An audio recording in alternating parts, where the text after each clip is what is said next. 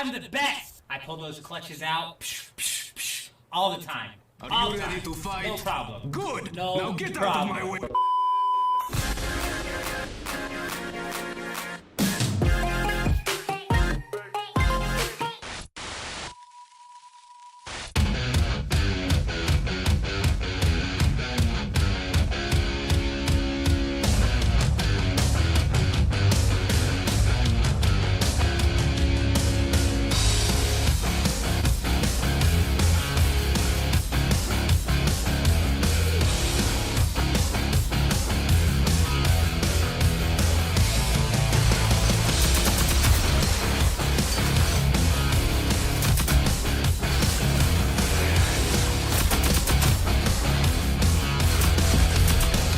I'm insane, bro!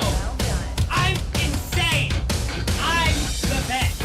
I'm the best! I pull those clutches out all the time. All the time. No problem. Good. No now get problem.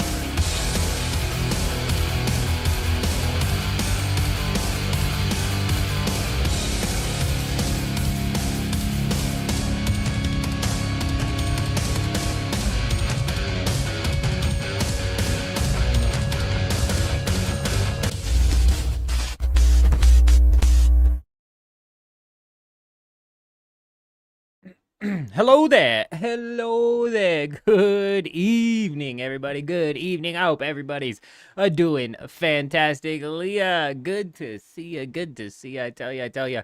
I still mess around with the Mega Bonk. I think I was just getting sick. I don't think it was motion sickness. Last time I really got motion sickness, I was actually out of commission for like 4 hours, and I couldn't even fall asleep. I was so sick.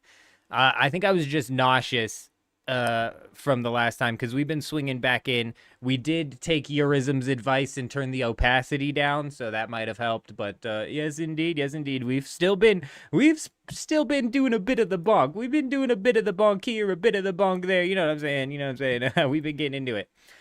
Speaking of getting into it, we're going to jump into Dune Awakening tonight. Gonna be a bit of a short stream. However, we are still going to roll around, see if that base is still up and functioning. I doubt it. We're going to go and look for some bases to raid, look for some trouble to get into, but it is going to be a bit of a short stream. You got some things to take care of. Let's go ahead and jump on into it here.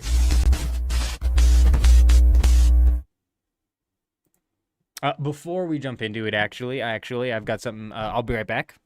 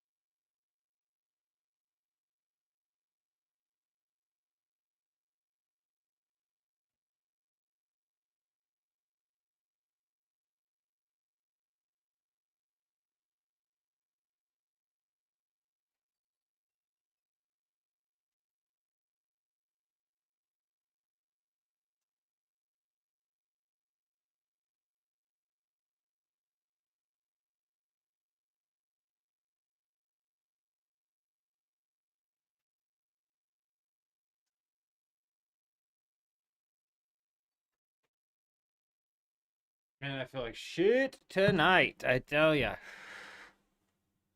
Due to daylight saving, is the time changes, Landsrad voting, blah, blah, blah. It's going to begin an hour earlier and then end an hour earlier, essentially. I don't think too many people are paying too much attention to what's going on with the Landsrad voting anyways. If you're still partaking in the Landsrad system, you're just weird. You're just a weirdo.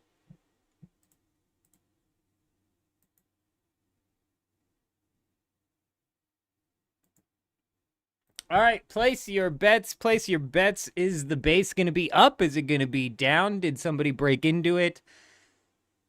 Or what? Or what? If I had to guess, the base has been taken down. If I had to place my bets on it, it was honeycombed, but it wasn't impossibly honeycombed.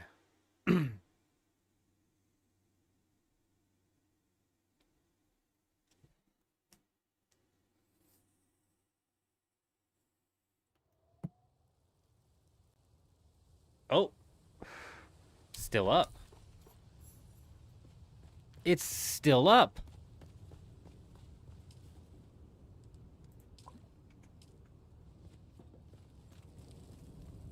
Would you look at that? It's still up in some way, shape, or form.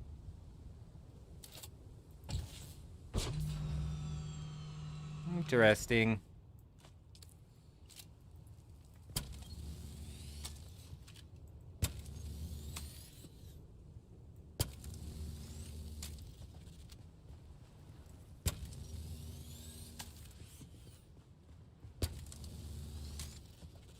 Yeah, fucking for what? For what, psych? The vehicle?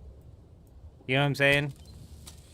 I mean, the vehicle part, and it's such a back-assward method that's so much more convoluted than it was. No, it still works. I'm sure it still works on the vehicles. I just don't care enough to go ahead and bother. It fixes vehicles, and what do I genuinely have to replace on the vehicle? Like, if we take a look at this here, if I needed to fix this vehicle, we need to replace the wings and the generator. Everything else is fine. The boost needs replaced as well.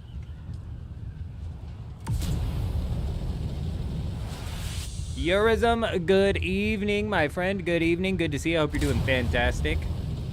I hope that you're doing well.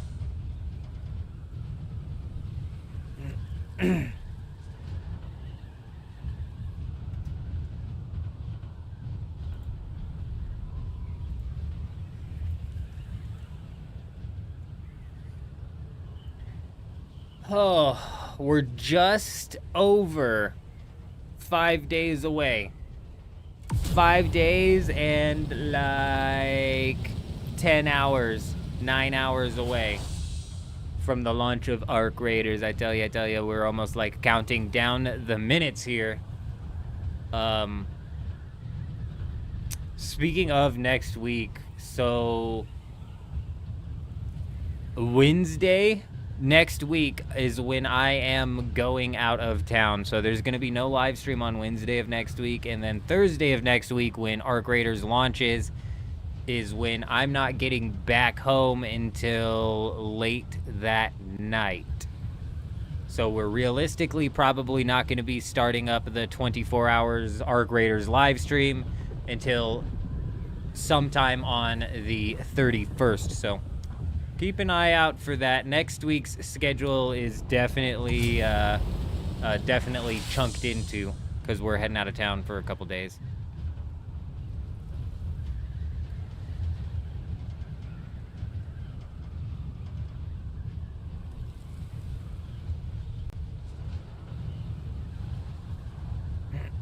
Oh, let's take a quick peep-see at the 24-hour numbers, shall we? Seems to be what we like to start the streams off doing. Oh, it hit the 12,000 hour 24-hour peak, right where I predicted it to land, between 12 and 24,000 hours.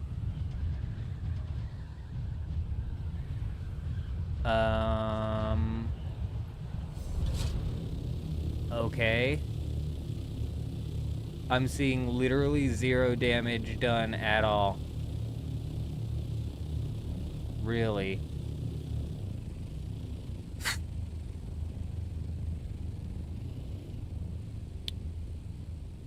Well, that's a bit shocking.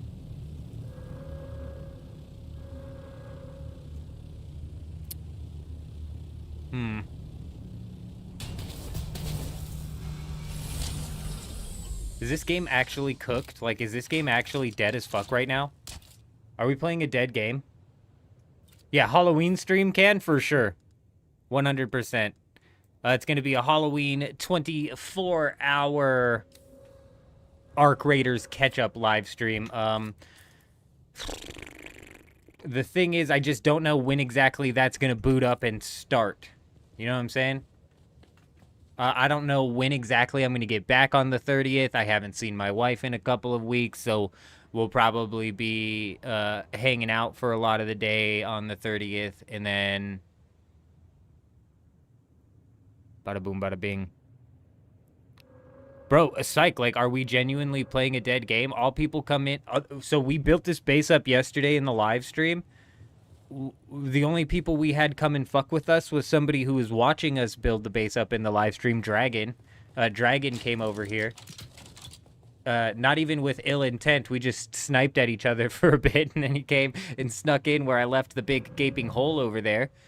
And I think it might have been Dragon and somebody else earlier who ran into us. But other than that, all we've seen is people running in and out of this. Like, maybe once per hour, a group of people will roll through this, and they'll go in, and then they'll leave.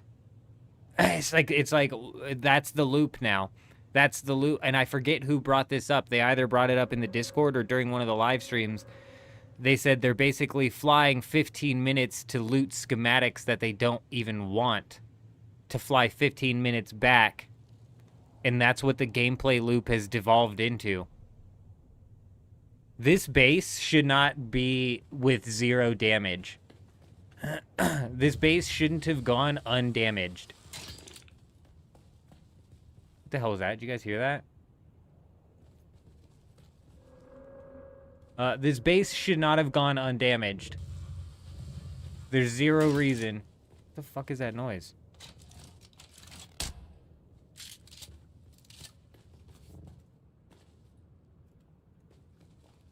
There's 0 reason that this shouldn't have gotten picked at least a little bit.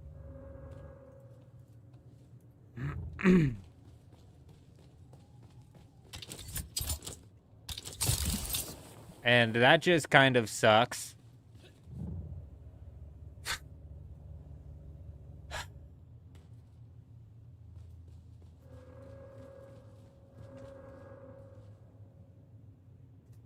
I don't know. Let's go look and see if there's any bases plastered around. I don't fucking know, dude.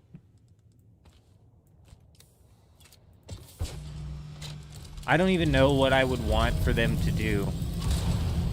Oh, we have a storm. I don't even know what I would want for them to do, necessarily, to fix the problems that the game has. Like, what would bring the game up to a point where I genuinely have a good time playing it again? I like the random encounters, the random PvP encounters, which technically, looking for base raids facilitates the most. So if they were to come out with some sort of system that, you know, incentivized building bases, we could possibly push for some random encounters.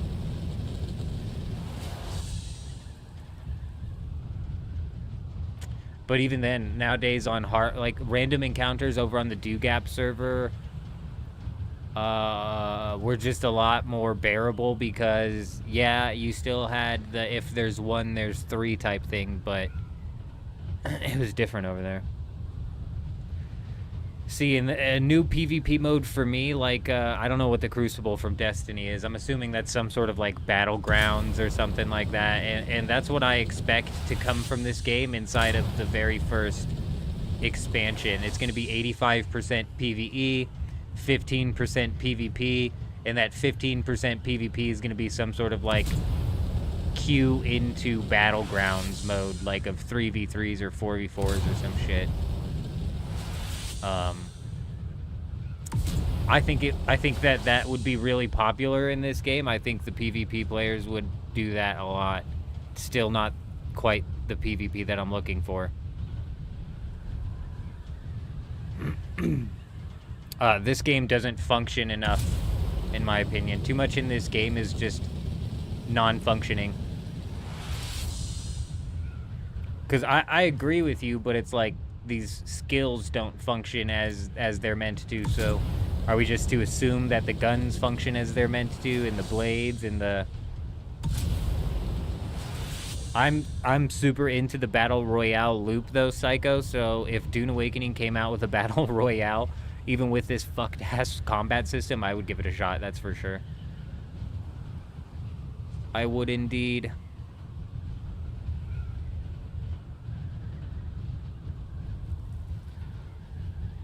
I'm just a bit shocked that that base took no damage. I'm a bit shocked.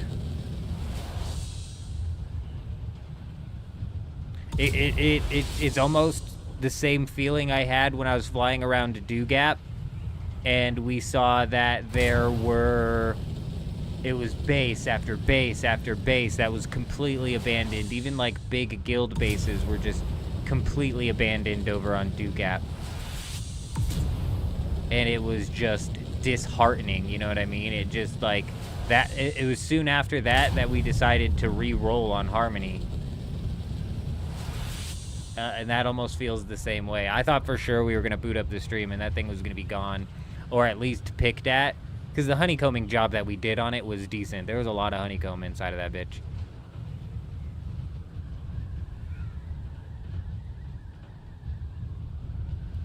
Bummer. Even yesterday when we were building it, we didn't run into... very many people. Nope. No, we did not.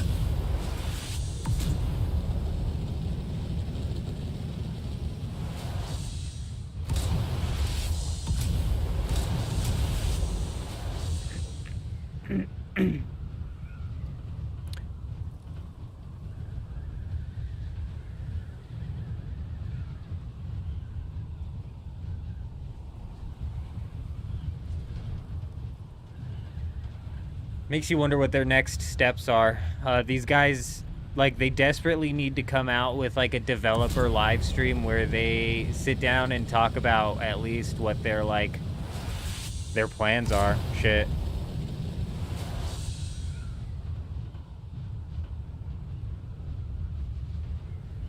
Yeah, L, a lot of people have done that same thing. Over on Dew Gap, the original server that we were playing on, it was...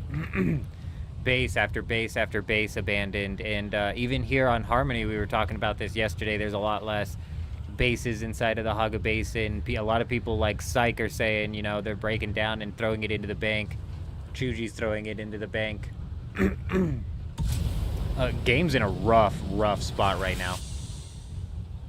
And it's just so funny. It's like, you want to whittle it down and blame one specific update, but like genuinely it was like a multitude of updates and bad decisions that led to this point. But oh my gosh, bringing all of the loot onto the deep desert at the same time was maybe one of the biggest mistakes that they made. If they'd have made it instanced loot and then still made it like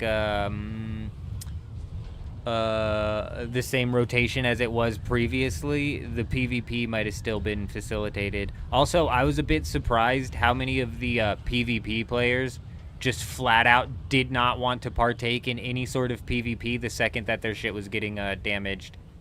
That took me off guard. I was a bit surprised. Because in my head, I'm like, okay, so you don't mind when you jump onto a resource farmer and take the resources they've spent the last 10 minutes gathering. But if you lose a bit of some durability in the fight, you're out. Like, it's so weird. It's so weird. Fucking weird dynamic, a weird thought process, in my opinion.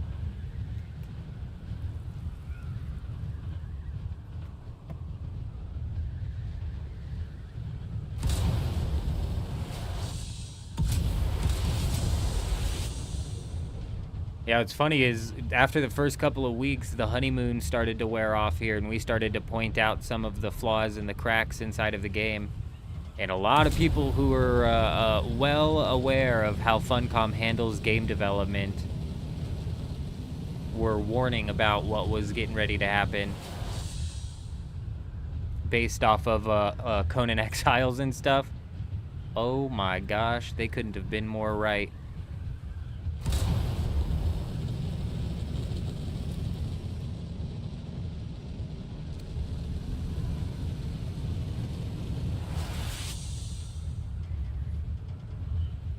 Well, that came on like the 10 mark, I want to say. That storm. Got about 50 minutes until the next one, maybe a little more than that. Oh, did they fix the crate timers? What changed to the crate timers, Chris? Because they've made several. And then when they released the instance loot in this new deep desert, they broke the shit out of them, and it's like 6 hours on some of these things. Oh, wow. Vast. Oh, you think he has rockets? This is an interesting turn. I'm assuming he does not have rockets, because he seems to be keeping up fairly easily. Let's hope he doesn't have rockets, because we're low on the wingage. Our wingage is low. Yeah, 6 hour timers, I got you, right. They didn't do that on purpose, that was a bug, but they... Oh! What the fuck was that?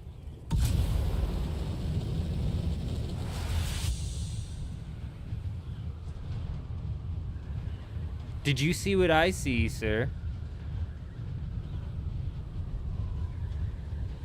Down, down, down, down, down.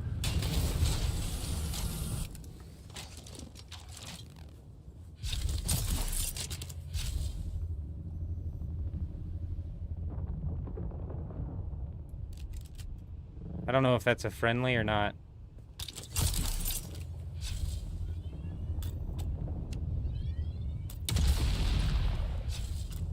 It looks like a familiar ornithopter.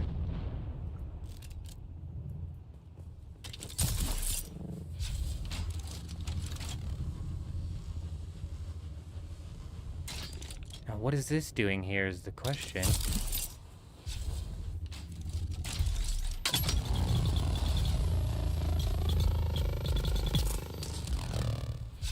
What the hell? Chassis, chassis, chassis!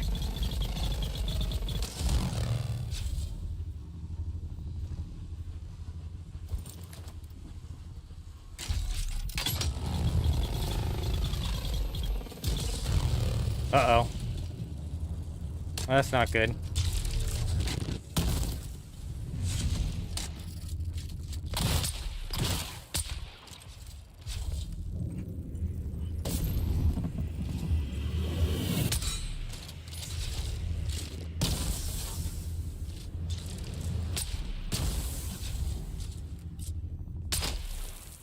I missed! I missed! He missed!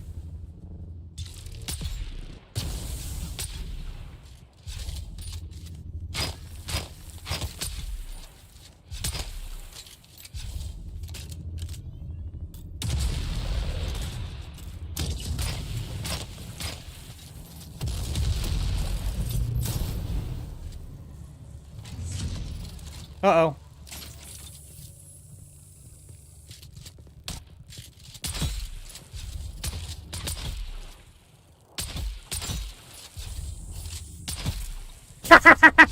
We got him, we got him, we got him! I'm the best! Get the fuck out of here!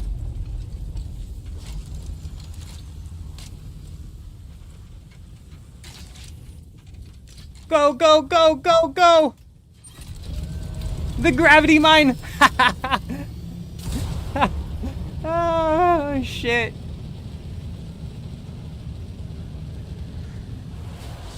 Too easy, bro. Way too easy. You gotta wake up pretty early in the morning to pull one over on the eldest. You know what I'm saying? Yeah, I'm saying. Nice try, Mr. Wreck-It Matt. Nice try. Careful how much you fly in the air next time. Is that bug fixed? What bug? Oh, the timer bug? I have no idea. I don't know, Chris. I stopped searching the chests because you want to know what? You can't get anything worth value out of the chests. The one thing you could pull is the las gun. Other than that, everything's practically worthless. And the value of these schematics is only going down.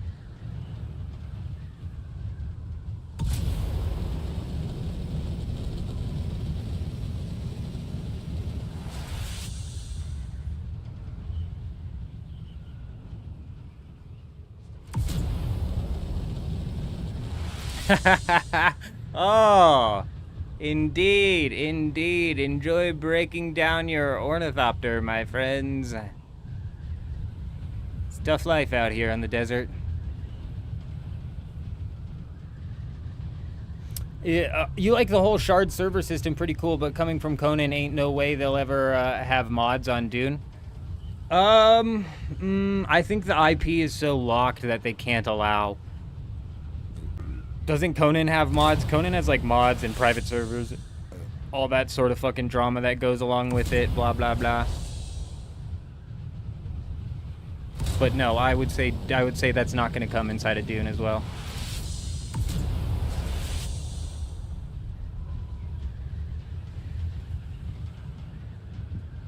Chris, the timers being 6 hours was never meant to be the case, and I was saying constantly, maybe like at least 3 times a stream, leading into the whole all of the loot being on the deep desert all of the time. I was saying constantly that was going to oversaturate the schematic market.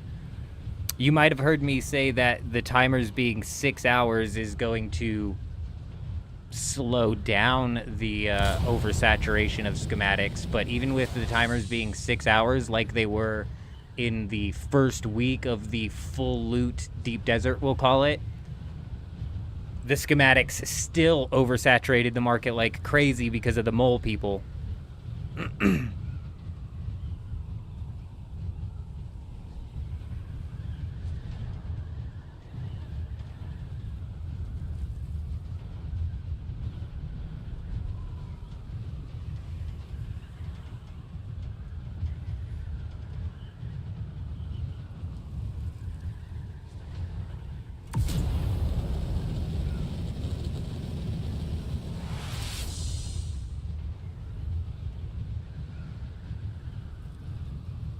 Dude, the downshift loot took me off guard, actually. The Regis Disruptor pistol actually coming from those downships took me off guard. And those things were spawning in so quickly. It was like minimal effort, maximum reward on those things.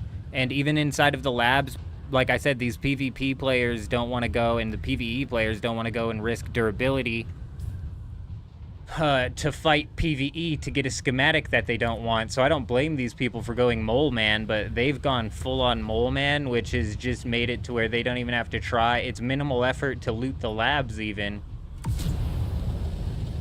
So yeah, game's in a rough spot right now. I was surprised that the market became as oversaturated as it did, as quickly as it did, because I was predicting that it would be, I said it would probably be a month before we realized what this new update did to the player base. And it was about a week before the market hit like max oversaturation. And it's only getting worse. Like even the first week, circuit gauntlets were still holding their price. Those are now worthless. Young Sparkies were worthless. Adaptives are somewhat still holding their price. And then again, for some reason, the black market lasgun is holding its price. Why the hell would you buy the black market lasgun? To raid bases. Are there bases to raid? No.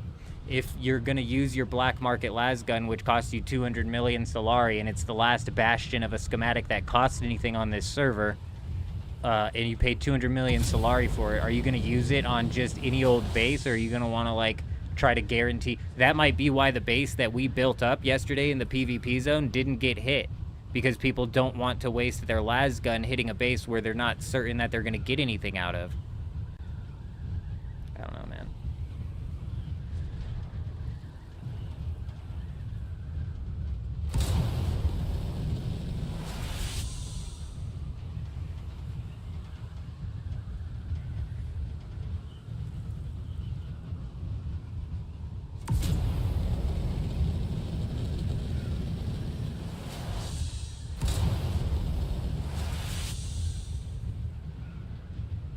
Nah, people won't come back. Fuck no, they won't.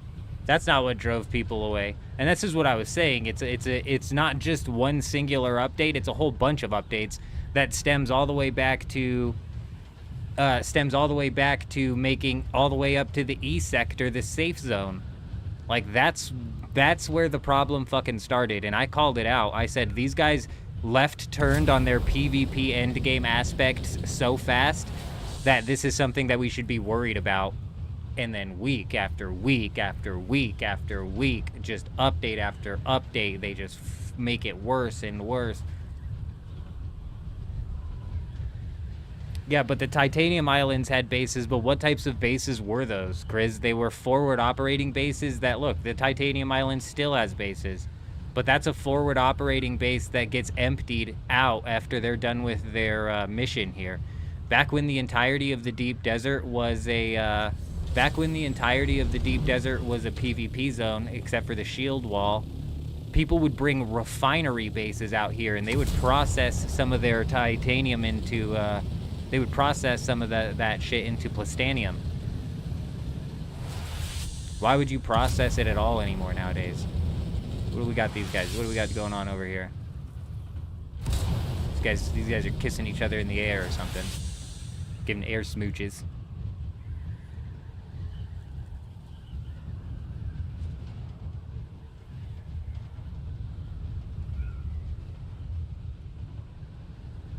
Oh!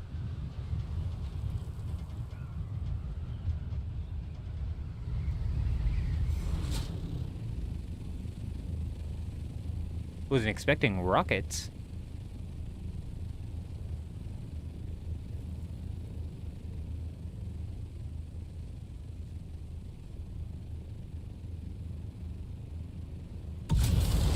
Whip!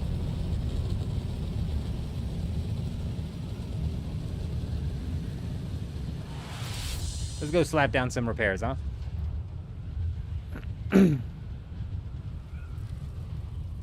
Oh, I got you. Like wars would develop on the island over the... Yeah. Okay, I got you. So, like, yeah, I get what you're saying. I think if they wanted to, I don't think this would bring people back either. See, this is the problem. Once people decide that they've had enough, they're not going to come back to fucking dip their toes back in the shit. You know what I'm saying? Like once you finally get out of shit, it's gonna be hard to convince you to come back in.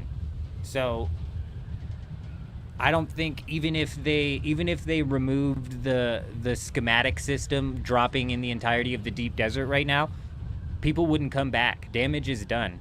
The player base right now is at the 12,000 to 15,000 24-hour peak player base of basically people who are going to, for the most part, defend anything that these devs do, and they're gonna be out here just enjoying the game for what it is. They're probably just now cooking their way into the duraluminum tier. You know what I'm saying? Chuji and I were talking about this yesterday. You know, you'll get these people arguing for the devs and all of the decisions that they're making and glazing the devs basically over on Reddit, but it's like they don't even clearly have any fucking sense of what they're even talking about.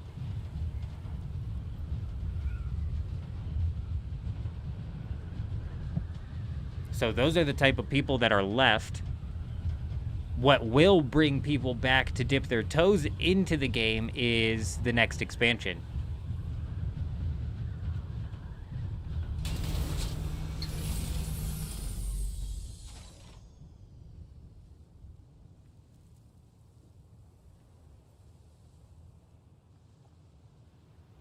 Grey Wolf's just enjoying life right now. Living large.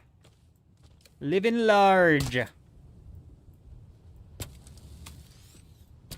I tell you, come the 31st, me as well, my friend, me as well. That'll probably be the first, let's call it extended break from Dune Awakening that we take, is once we dive into Arc Raiders. That'll be the first extended break, but like I said, we're riding this fucking nasty flush all the way down, unfortunately. We're here for the long haul. New area is not going to be PvP. Don't hold your breath. The new area is going to be PvE. It's going to be 85% PvE, 15% PvP. The 15% PvP is going to be like a battleground system that you queue into. All of the tier 7, I'm to count it now, and we'll talk about it after the expansion drops and I was proven right. But all of the tier 7 schematics, all of the tier 7 resources, all of the tier 7 components, all are going to be in a PvE zone. These guys aren't even going to fucking dabble in putting that shit in a PvP zone anymore. The deep desert is going to become lost content, where you would come out here to get the tier 6 gear, but there's no real reason for you to get the tier 6 gear. So what the deep desert will basically whittle down to is you coming out to do the ARO to get titanium and stravidium, and maybe farming spice, but it'll be such dead content out here that farming spice will be free. Yeah, tier 7 is going to be Twitch drops. Grey Wolf nailed it on the head. Yeah. To get the tier 7 resources, you're gonna need to watch Twitch for about 600 hours, I think is what they're planning right now to get everybody the entirety of all of the drops. Sounds about right. Was that guy in an assault ornithopter with the rockets? Is that Rocket Man? I wonder. It didn't look like it. It looked like a scout.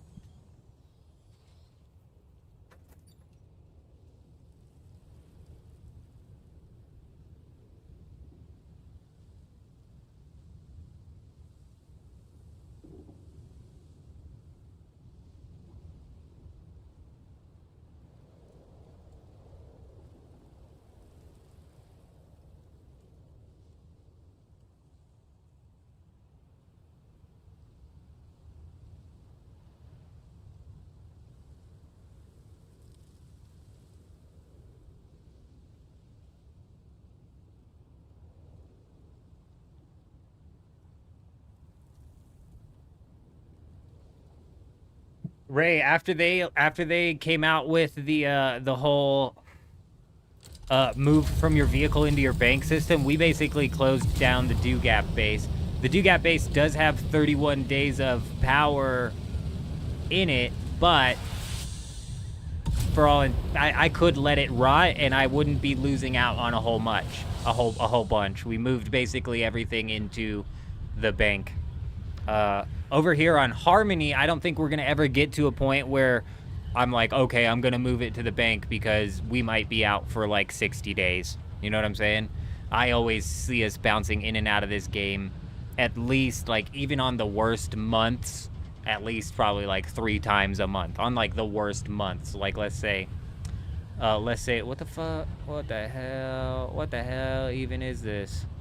Oh, they're next to the spice field.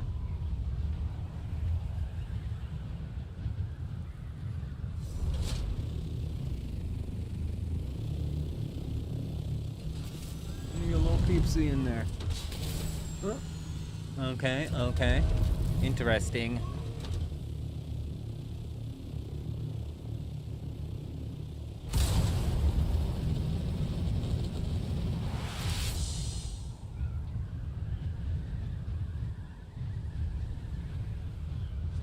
Yeah.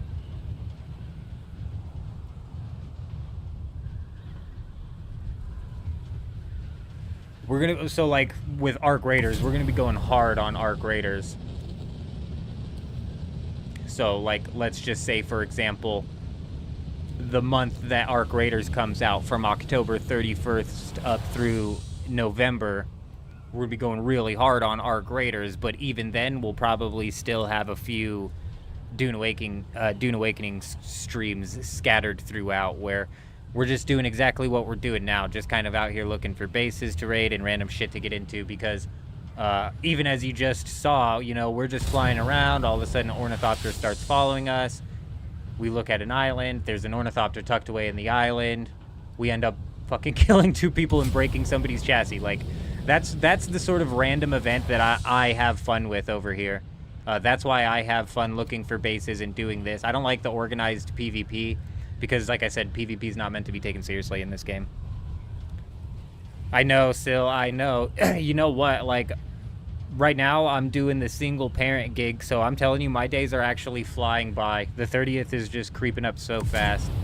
I wish desperately the game was coming out tomorrow, though, because I'm not going to be here on the 30th, so it's like a completely selfish reason. I know Sykes like it better not, but I am hoping. It's not going to, but man, would it be nice. Give us a little bit of a shadow drop, you know what I'm saying? Give us a little bit of a shadow drop. Give us a little something to do. But yeah, we are out of here on, that's Rocket Man. What's he doing?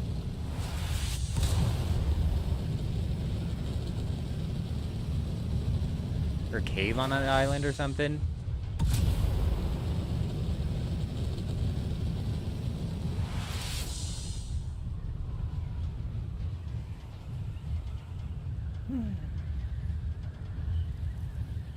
Yeah, next Wednesday, we're going to be out of town, so there's no live stream on Wednesday, and unfortunately, we're going to be out of town on Thursday as well, so next week, the live stream will kick off probably Friday night, literally like a Halloween live stream, kicking off a 24 hours catch-up inside of Arc Raiders. When do I think the server merge will happen? Well, based off of what the devs have said, Ray, about a month and a half ago, the devs said, oh, excuse me, community, we're going to make an announcement and talk about server merges here in a couple of weeks. And that was about a month and a half ago. So if I had to guess, the server merges are going to happen sometime in the year 2028.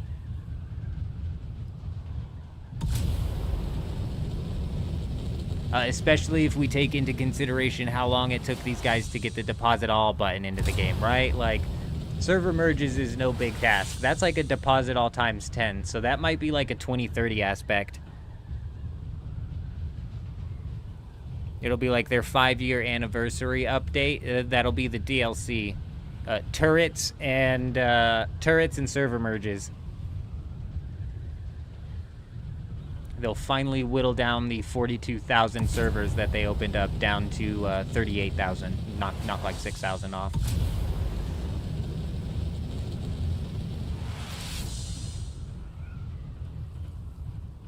This is why I don't sign up for like creator programs. This is why I don't sign up for creator. I'd get kicked out of them. I'd get booted. Oops. Oh, whoopsies.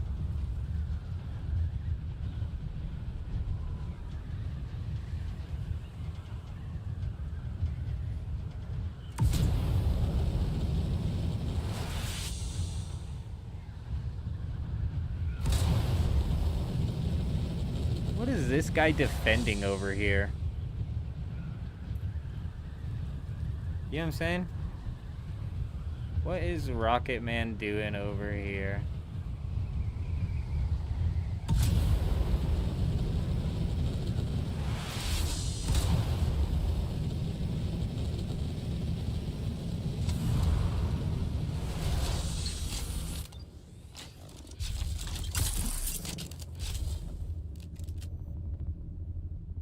Come on down, Rocket Man, I'm down here.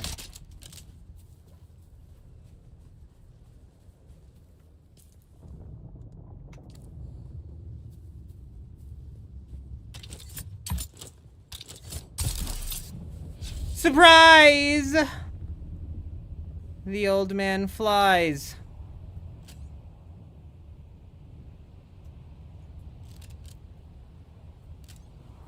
Fucking pussy, it's what I thought.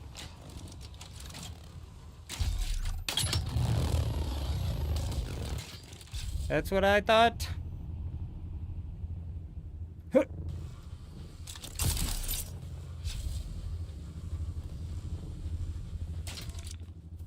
Come on down, buddy. Come on down. You know where I'm at. Is that an assault ornithopter? Why does it look like there's 3 wings sometimes? This shit's all busted.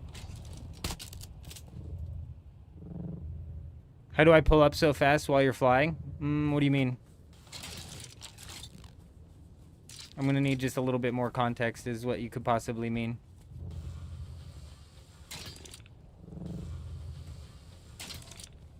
Kato, good evening, my friend. Good evening. Good to see you. I hope you're doing well.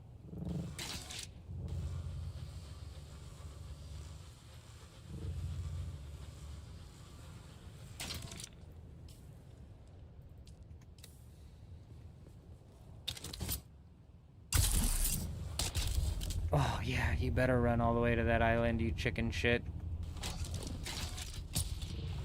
Did I just get sniped at?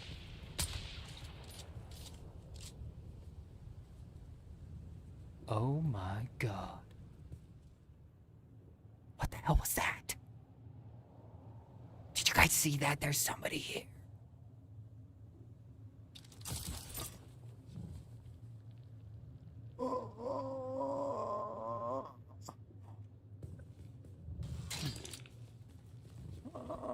I'm stuck. I'm stuck. We seem to be on the same page, so here's what I'm gonna do. I'm gonna keep my distance. Go over here, tuck down, do a little bit of that. Drink some water, of course. Oh, did you guys hear that?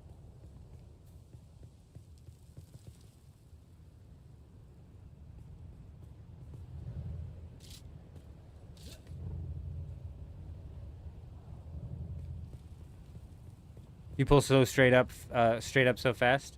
I'm not doing anything special. I boost while holding W. Oh, he's coming in.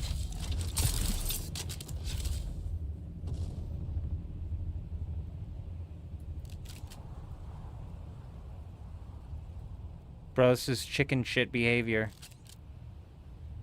Get there, get there, get there. Yeah, that's right, pussy.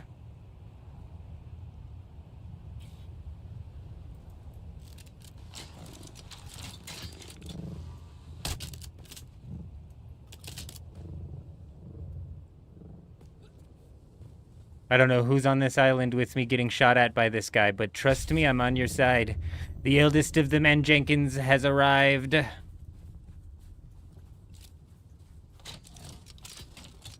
I pull straight out. I'm not doing anything. I just boost, glide, and hold the S button. Mm-hmm.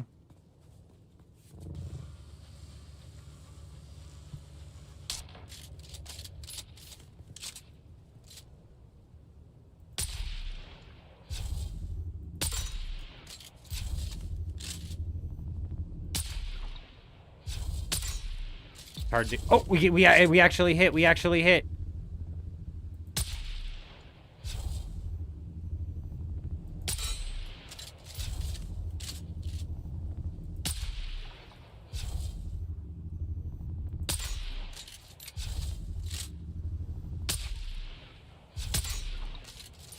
Oh, come on, that second one, though.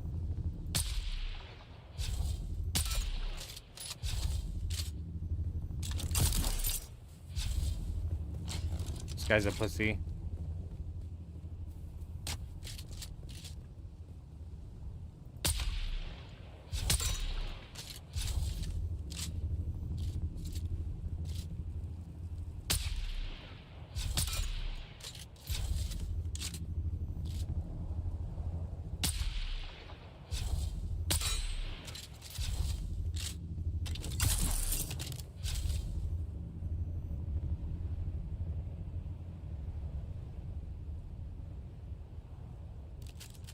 Come on, why is it not locking? Come on, I'm fucking close enough, dude. There we fucking go. Yeah! There we go! There we go!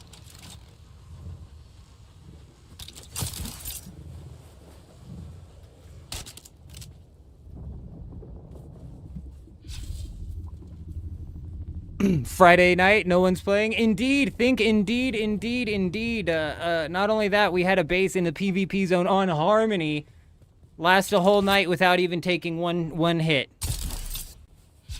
Didn't even take one single lick of damage.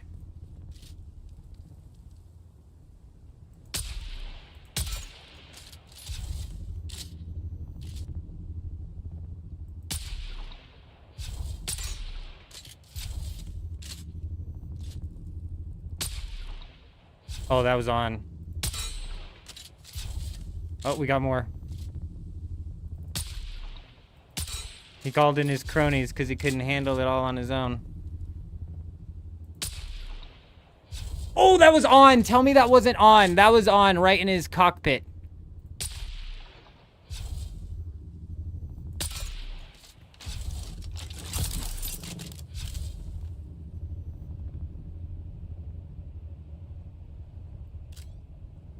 Come on, please. He's too far out now.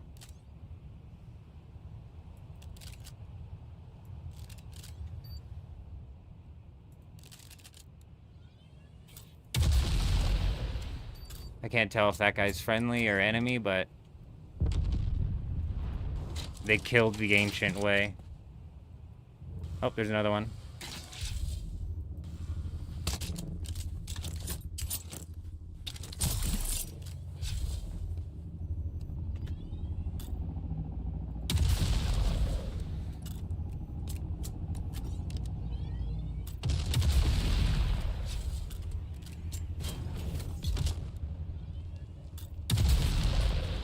Come on, baby. Come on, baby. Get there.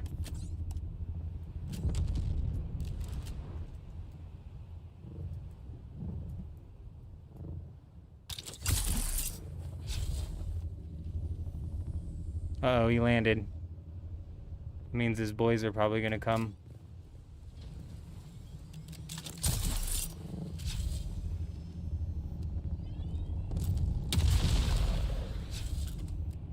Oh, you think you're safe?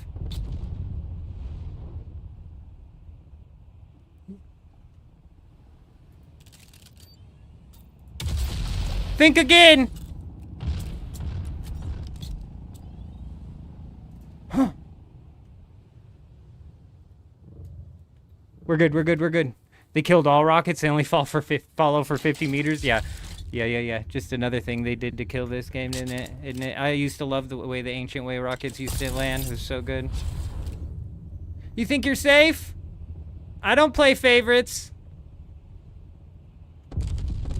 Oh, he's landing. He's landing them.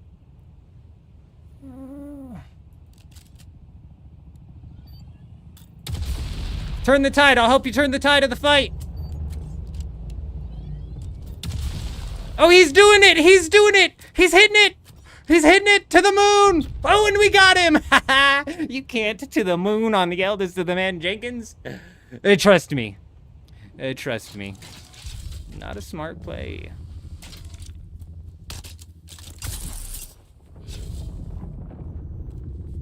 Oh, there's this guy. There's this guy. Come on now. We don't play favorites. We're after all of ya. We're after all of ya. Onwards. This guy flies low. This guy's a dummy. Come here, sir. Did you forget about me? Wait.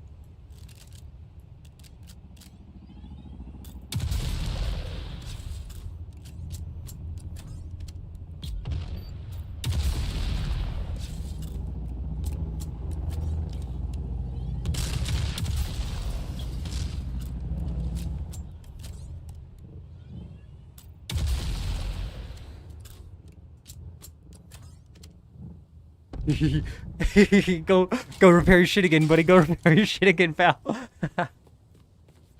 Fucking stupid. We actually got some Ancient Way rockets to be landing, though, so I'm a bit surprised. Surface to Airman Jenkins has been initiated. Oh.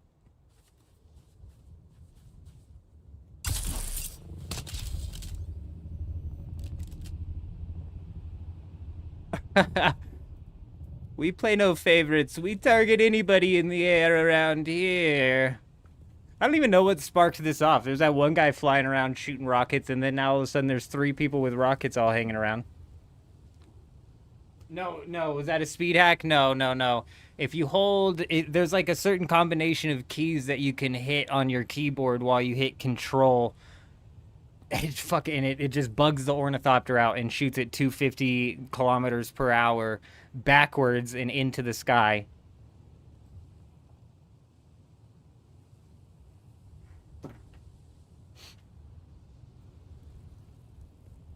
I mean, either way, I'm not complaining because we're actually landing Ancient Ways, which just have not been happening. That has not been happening recently.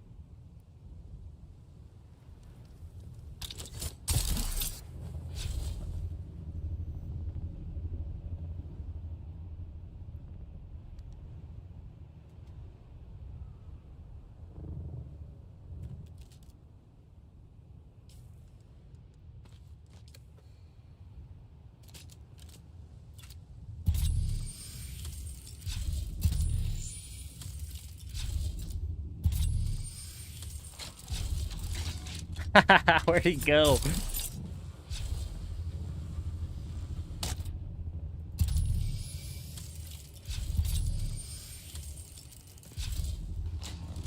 Well, looks like the eldest came out on top in that skirmish. Indeed, we're the champion of the island. No one was able to stand against the power. The power of the boom boom. Boom boom. You watched a group of 2 getting eaten while using a crawler and carrier today in the deep desert? Oh my goodness gracious. My God. That's rough. The worst death is a worm death.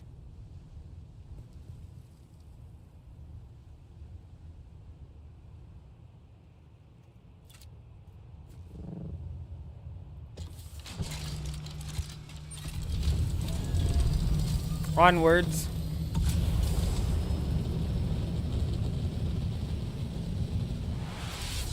Did we already check these islands? I don't remember.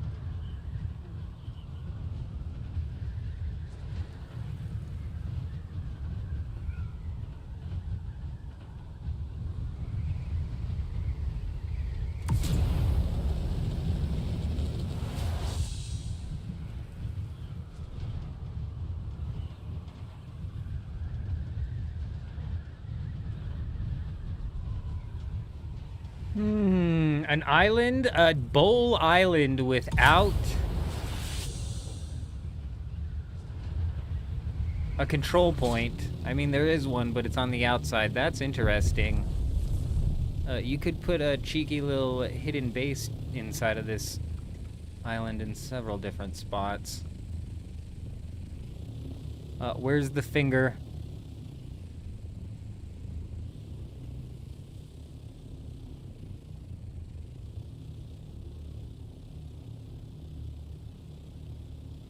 This one doesn't have a finger.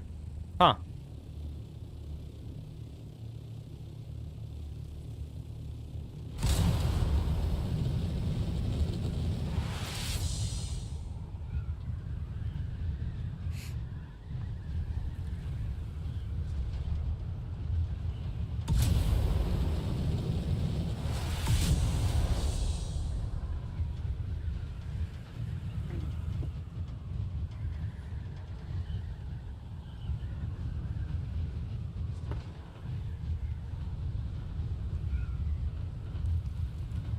What do you want to change it? What do you want them to change it to, Blade?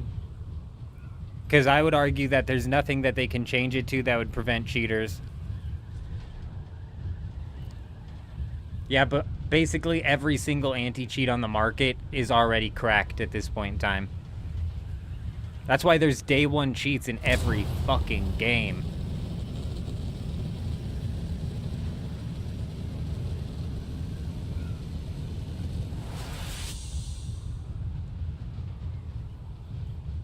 Like we were talking about the other day, it's just got to come down to a point where some sort of like AI anti-cheat is developed. Because honestly, if there was something that was running the numbers, some of these, you know, even like the shadow, even like the closet cheaters, even the closet cheaters,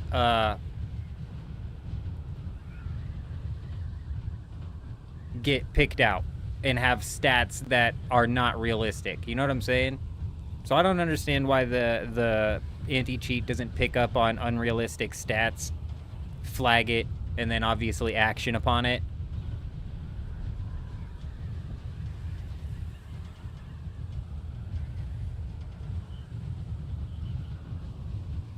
You're good, Kato. You're good. In reality, it's probably going to be a bit of a short stream tonight, realistically. You know, we'll run it for at least, 4 hours, but it's probably going to be a bit of a short stream tonight. We got a lot of shit that we're still taking care of.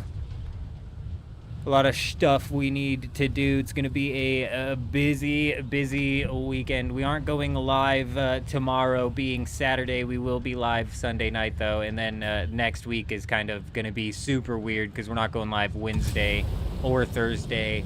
And we should be back Friday night, finally jumping into some Arc Raiders. So take your time, take your time. All we're doing is... we're just gonna give these places a little scan, see if there's any interesting bases for us to possibly attempt to raid, and then you know.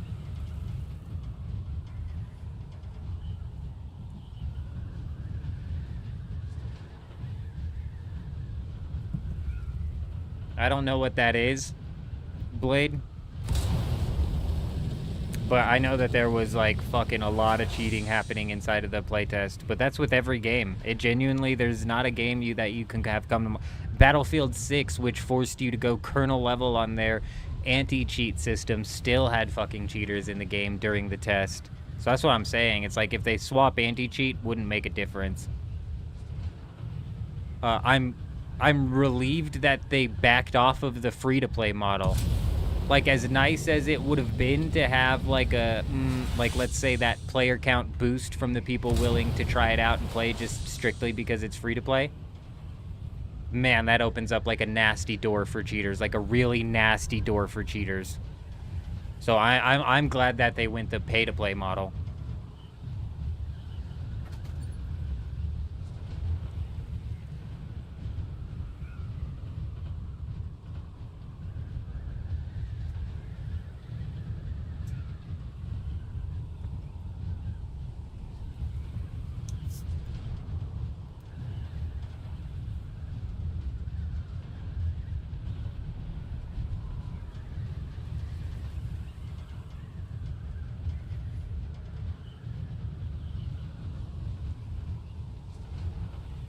Yeah, so the problem is, Blade, is like cheaters, like I was saying, are just, they're always going to be in the game. What we need the developers to do and focus on, and hopefully they're good at doing this, is we need them to action on cheaters on a constant basis.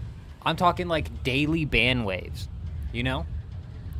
Flag accounts, confirm accounts, ban accounts. It should be daily ban waves rolling through instead of like these, oh, you know, you'll see like Black Ops, oh, we banned 200 some odd thousand cheaters inside of this ban wave. It's like, okay. You got to add friction. You have to add friction to the people that are cheating. Because if there's too much friction, they'll just move on and cheat in another game that has less friction. They'll just move on to Rust, or they'll move on to Call of Duty, or they'll move on. You know what I'm saying? Like, if they get banned within 4 hours of playing every time, I mean, people will eventually be like, this has just gotten ridiculous. I'm having to spend... Because they do have to spend, you know, albeit $3 per account, but they're still having to, you know, pay $3 an account. Tarkov, yeah, they'll move on to games that have no, are frictionless games when it comes to cheating. So, like, no matter what anti-cheat they use, there's going to be cheaters that break it and get into it. They just need to consistently action upon those cheaters. And I think that would probably make the biggest difference in any of these games, which is why I think when we were talking about yesterday AI anti-cheat, I think that's probably the way that it needs to go. Just simply because AI would probably be the best at parsing that much data to flag and confirm and then action on accounts that are cheating. In a sense, the systems that they are, in a sense, that's kind of what anti-cheat already is. It's like parsing through all of the data and shit to flag cheaters, but it does a piss poor job at it.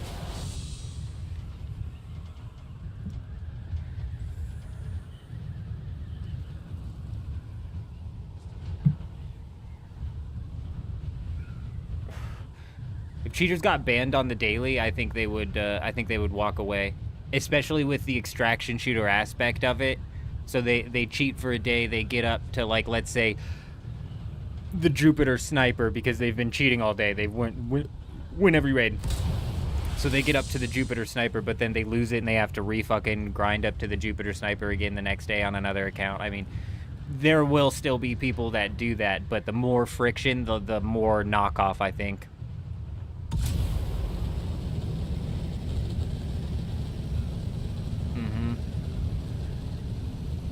Oh, okay. Who was asking earlier with the pull-up? So on the pull-up with the ornithopter, I'm not doing anything special. I'm just holding back on the S key and then basically putting my nose vertically in the air while I'm boosting.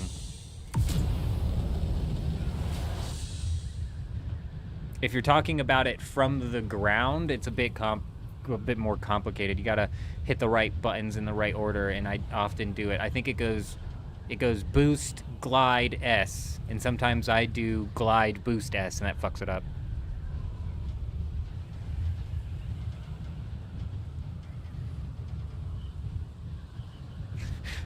Grey Wolf, it would actually be hilarious. See, that honestly, like, trolling the cheaters, like, that's one thing, you know what I mean? And it would be so funny. It would be so good.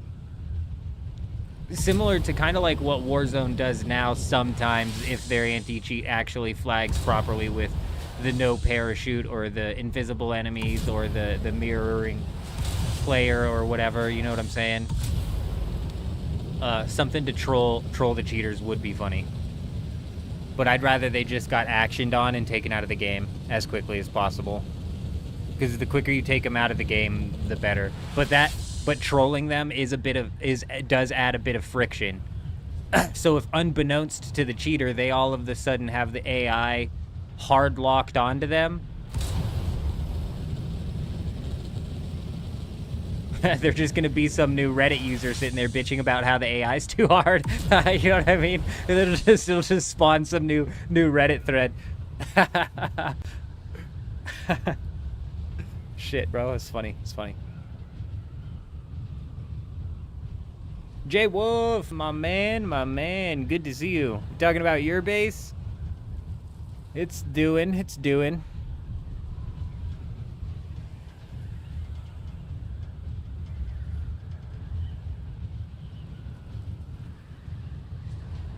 What do you mean, hopefully that's a big deterrent? Because that we were stuck on tier 1. Oh, the base we put up in the deep desert, J-Wolf, didn't even get touched.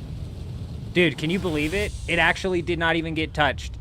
It's right next to a PvP ship also. I mean, it is massive, and it is right next to a PvP ship, and it's got the big doors on it, which are just, like, funny to break. Like, if you break one of those big doors, it's gonna break a big-ass hole.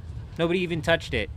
I would say, okay, it's, like, nice that the base is still there, but at the same time, it's a bit disheartening because, honestly, the base should have gotten broken down. It didn't even, nobody even tried. Nobody even tried to break it down.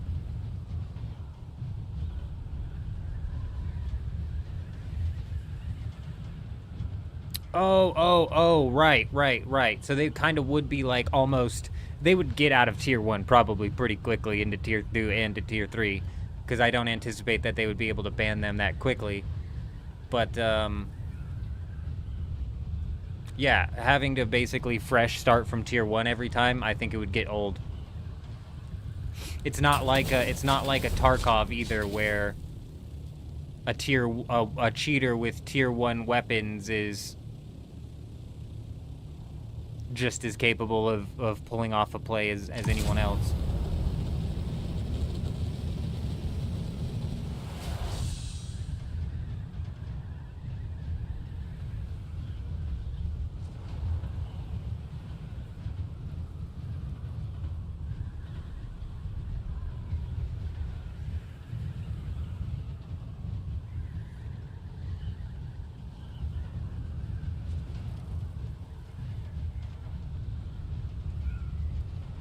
Who won this week? I don't know.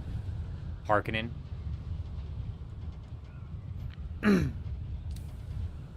Dear God, I don't know. I'm not paying attention to the Landsrat. I've basically never paid attention to the Landsrat. It's the most waste of time system in this entire game. It's a complete joke. You can't even get good rewards out of the Landsrat anymore, as in like schematics that are worth anything.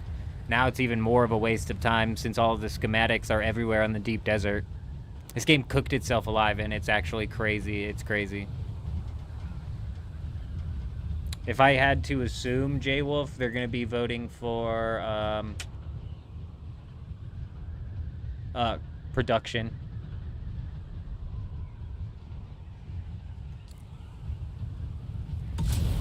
If I had to assume... Yeah, Grey Wolf, like almost like shadow banned lobbies. I think they'd very quickly figure out that they're in a shadow banned lobby and then trash the account, but that would add in like an extra layer of friction where now they're always thinking in the back of their head, like, did that trigger the shadow ban lobbies? 25% crafting cost reduction is probably what they're going to vote for if I had to guess.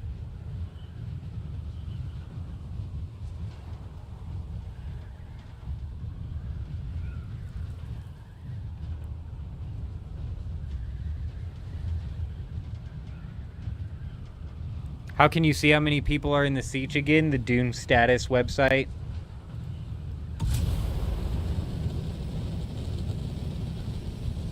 I don't know if that's tracking Deep Desert or what exactly that's tracking, but it's the Dune status website. We already checked the 24-hour Steam count, but I want to check something else again now that you bring that up. Good call. Good call.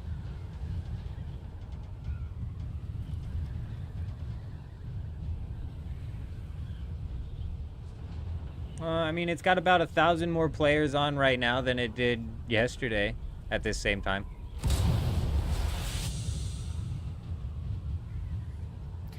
With it being Friday night, you would expect it to be a bit more, but...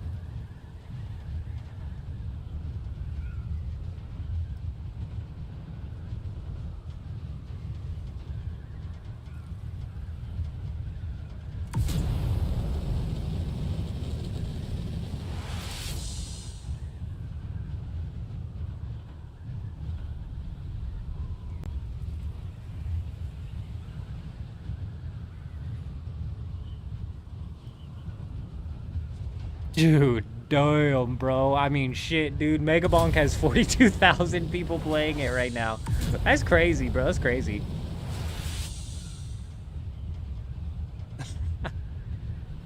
That's crazy. How many people are on the game right now? 7.8 thousand. That's what Steam said. Dune status probably has a lower number, and I think that's how we can figure out how many people are in the deep desert. Dune status says that there's 4.8 thousand players total, so that's right around 3,000 players inside of the deep desert right now throughout all of the different sieges. That's just me guessing. I don't know if that's exactly how that site is tracking its information.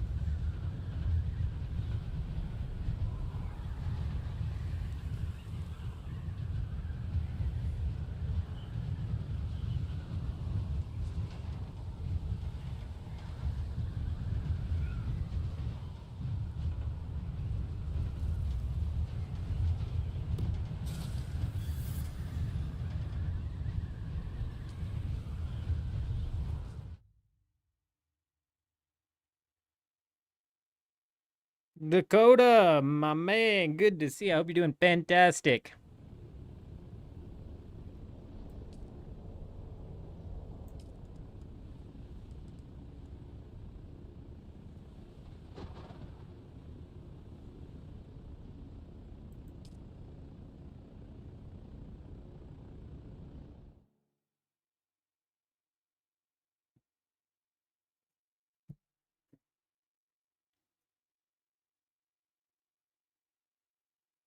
I mean, J-Wolf, the game is sitting exactly where I predicted it to bottom out at, and I bet it stays at this number from here until the expansion.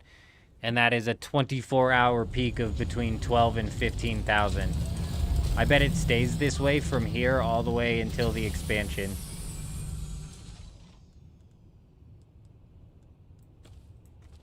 And the people who are left playing the game are, I think 85% of them are just the ones who are just going to defend the devs no matter what. Yeah, it'll stay at between 12 and 15,000 all the way through to the first expansion. At the first expansion, it'll probably get back up to like 50,000 because, oh, there'll be a little bit of hype around it. So some of the big creators will come back. So the game will get back up to like 50,000 and then quickly die off again because I don't expect the I don't expect the first expansion to be anything substantial or any sort of like content that's going to keep people around for long. Yeah, I'm never talking about the current players, though. I can't talk about the current players because that's not fair, because we play at, like, a dead time in the day. That's why I always talk about the 24-hour concurrent, or 24-hour peak. The 24-hour peak will hit 12 to 15,000 from here up until the first expansion, is my guess. Himeros thinks that it'll drop down to 8,000 by December.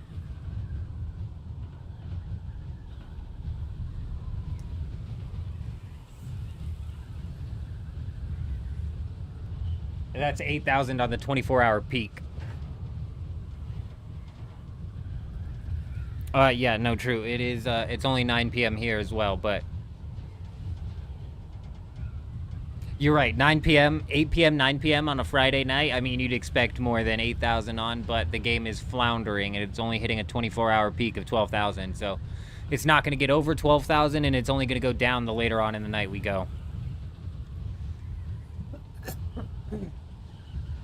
Mm-hmm.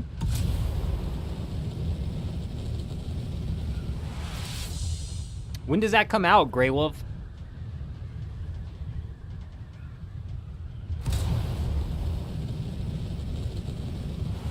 That's a game I'm interested in, but it's not a game that I'm going to be picking up day one.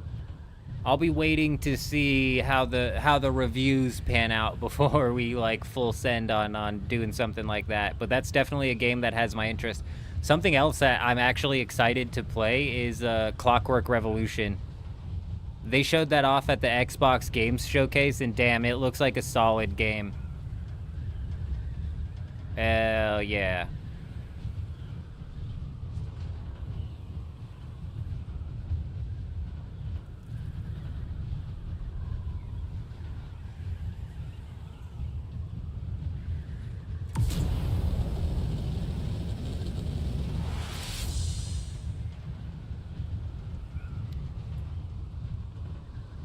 Damn, not many bases out, even in the safe zone.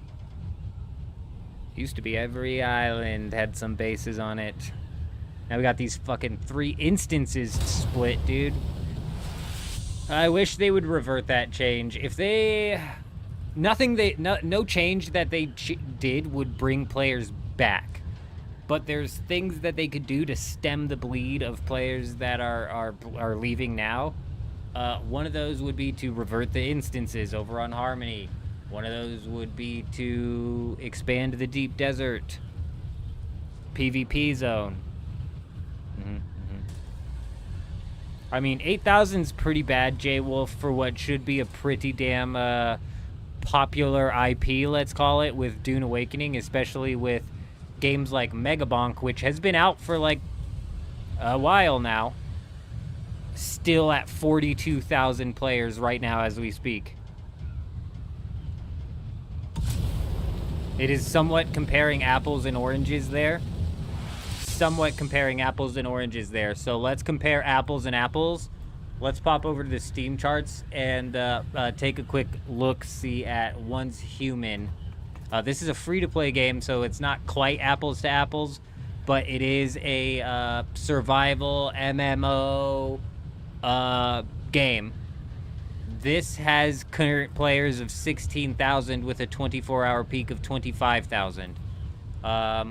What's another game that's similar to Dune Awakening in the sense of it's a multiplayer MMO?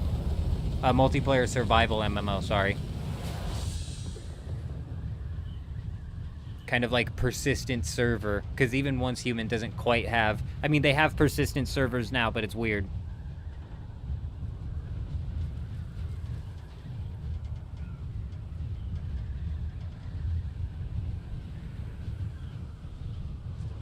Outer Worlds is yeah, Outer Worlds looked good at the showcase as well, something I was interested in.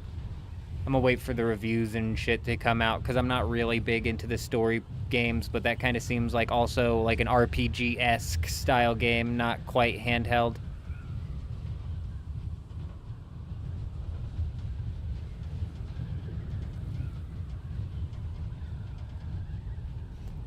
Once Human and Dune Awakening are both multiplayer survival games. So that's what I'm looking for, is some other multiplayer, survival, persistent.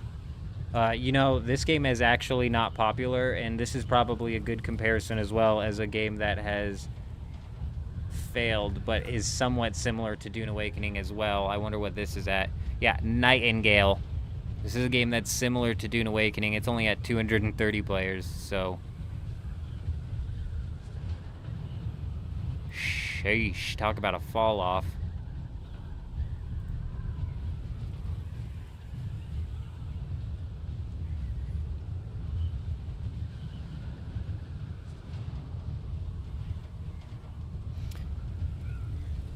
Yeah, both of those aren't quite comparable to Dune Awakening, though. Fallout 76 is more of like an MMO, but it does have that persistent world aspect to it. What about Pal World? Pal World has 27,000 players on right now. Arc withdrawals are crazy right now. I think everybody's going through it, or at least a few of us here. Sill's going through it. I wish that they would drop the game early. I desperately do. I know that would fuck up the days Psych took off of work, but you know what? I'm willing to sacrifice that. I'm sorry, Psych.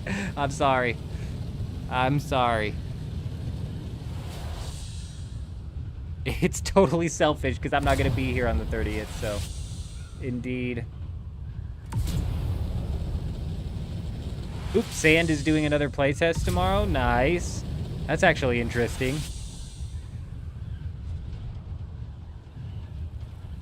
Yeah, I saw a clip, Donatello, and I was like, damn, I didn't realize the power of the showstopper grenade. I wish I had thrown one of those. Give me a minute.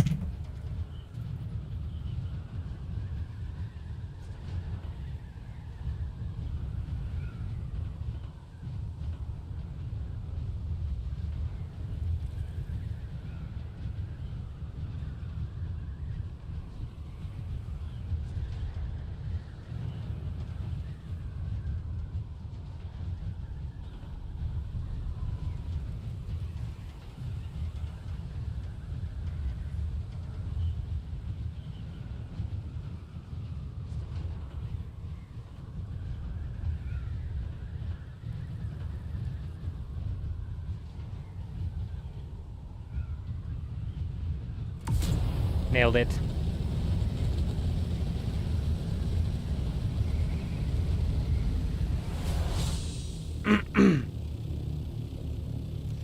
Potato! Good to see you, my man. Or should I say J-Wolf? Hello there! Donatello, I used mine wrong as well. Though, the way I used mine, I think I still absolutely blasted the arc that I threw it at. But I thought it was gonna call down rockets from the sky. It literally like spawns a swarm of rockets out of the explosion of the grenade. But I did throw the grenade right next to the buffalo, and so I'm pretty sure that the buffalo got blitzed by that thing. That thing was beat up. I wish that team didn't third party us. If that team didn't third party us, I think we would have gotten a buffalo kill. I think we would have.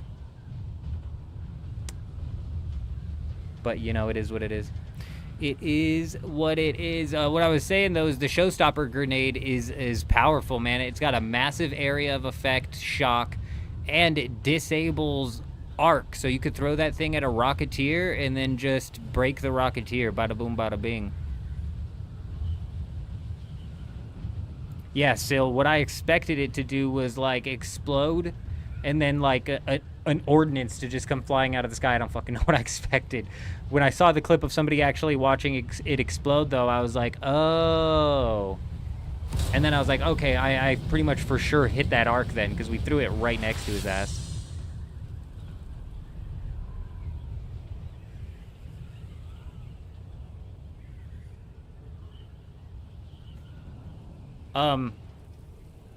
Yeah, you know what, Blade? That's gonna suck with the whole queen. That is gonna suck with the queen. You're almost better off just third-partying the players who decide to fight the queen. You know what I'm saying?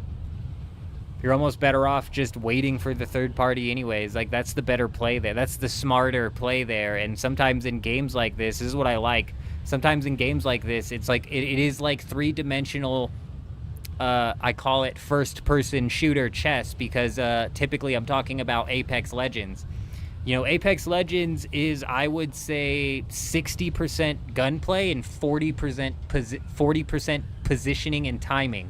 And I fucking love that, dude. I love the three-dimensional strategy aspect that has to go into the fights, into the game. And that's a bit of that chess move right there, where it's like, okay, do we be the team that fights the arc and then tries to get out, or do we wait for a team that fights the arc and then we third party them? You know what I'm saying?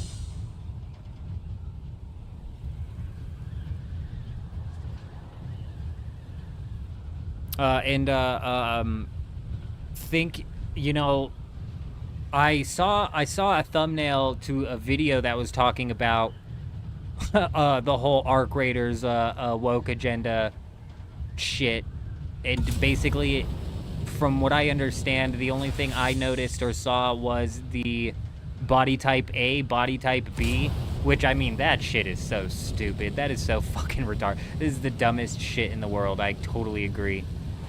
But at the same time, like, that's not what, like, to me, that's not what, to me, like, would force me to label a game like, let's say, like, pushing some sort of woke agenda. Is it a complete and total stupid choice? Yeah, absolutely is. 100%.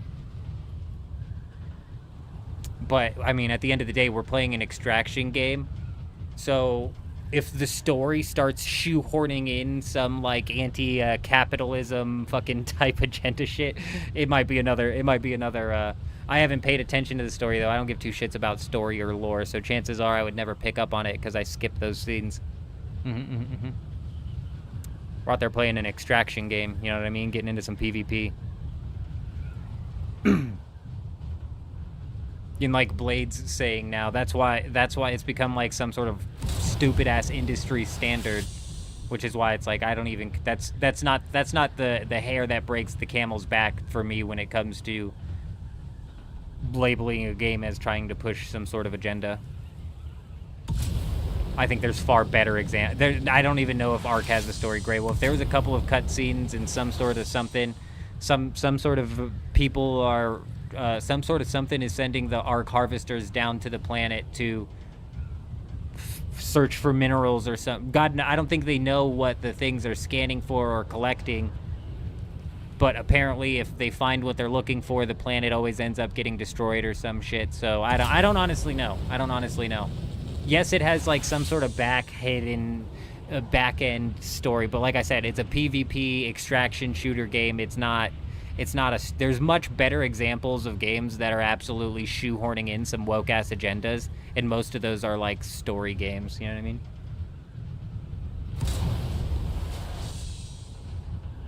They did not. That is not why they just. That's not why they changed it, Blade. I mean, let's be real.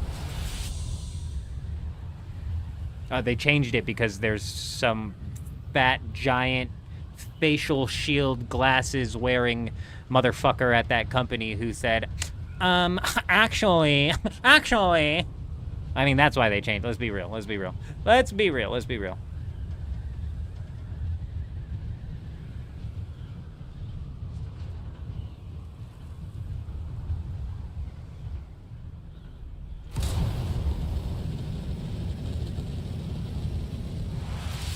actually, to be more inclusive.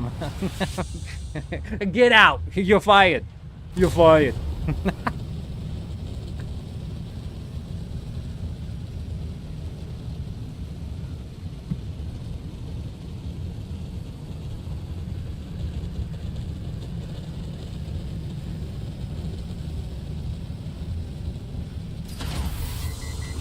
Oh, that's funny, Blade. It really took 4 to take down the queen. Honestly, okay, so my experience with the queen was a bit strange. We did the harvester puzzle. They gave me the schematics. I had no health. I had no shield. I put the Jupiter in my butt, and I ran. I ran, and I got away from the queen. Barely, albeit, but I got away, even though the queen was targeting me while I was running. And then I got far enough away that the queen turned back and targeted Syl and Adam, I think it was. Then I turned and started shooting at the queen. This is when I was crowned king. I started shooting at the queen to draw attention off of Adam and Syl so they could maybe get out of the harvester. And the queen basically, at that distance, I probably wasn't doing a whole lot of damage, but it was just throwing rockets that weren't really doing a whole lot. And then the laser beam, as long as you have a rock that you can hide behind. I mean, is the queen going to be difficult? Yeah. Is it soloable? No. But I bet a well-organized and prepared team of 3 who understand the mechanics of the attacks will walk. And this kind of goes with every single arc for that matter. There was a lot of people complaining about like the AI's difficulty and shit like that. Once you understand the mechanics of the AI, they're not that difficult. You know?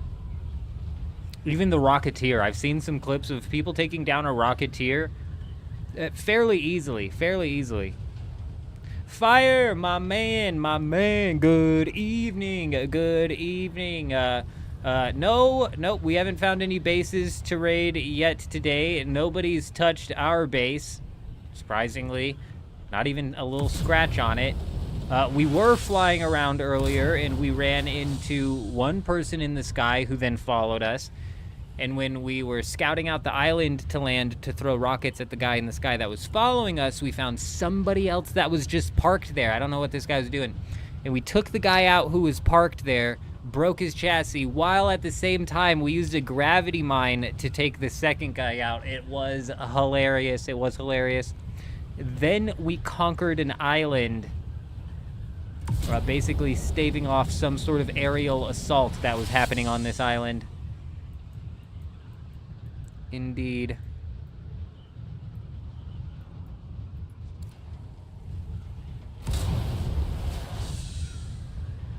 No, Grey Wolf. I don't want the full kill. I think the full kill would be too much. I think that'd be too much. Because I'd be pissed off. So, I really liked the extraction mechanic inside of Arc Raiders. Now, the extraction campers will adjust their strategies. But as it sits, the stupid-ass extraction campers would wait until you start calling in the final call-in. At that point in time, it's too late. Even if they down you, they're not going to full kill you before you get that thing fully called in. And at that point in time, boom, raid's over, and you're out, whether they downed you or not. I like that mechanic. The extraction campers will adjust their strategy and start attacking a little bit earlier. But I would be really pissed off if one of these stupid-ass arcs, like the Rocketeer that one time when it downed us and I should have been able to extract, but instead it pushed me out of the extract. Damn it, that pissed me off. It was hilarious. Yeah, funny, ha. I was still not very happy. And if I got these like regular-ass police swarm drones flying around me, not only downing me, but full killing me while I'm trying to extract, boy, that'd piss me off. The Rocketeers around the Queen, Donatello, you're right. The Rocketeers around the Queen. That's what actually killed me in that video. We were flying around dodging the Queen's attacks just fine. Now, granted, if that Queen would have gotten too close to me, I didn't have any more cover to work with. So it would have laser beamed me and we'd have been done for. But point still stands. Like her attacks are somewhat predictable and somewhat easy to dodge. The Rocketeer, though, that's it, bro. That's it. That's it. That sucker locks onto you. You better have a showstopper grenade so you can disable it, because damn.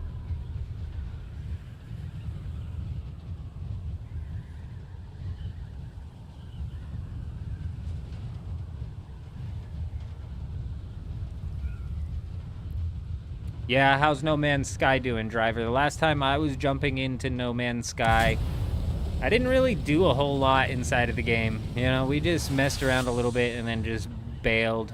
It didn't quite have, like, the gameplay loop that drew me in. I like to compete, man. I need a bit of some competition. I need a bit of some things going on.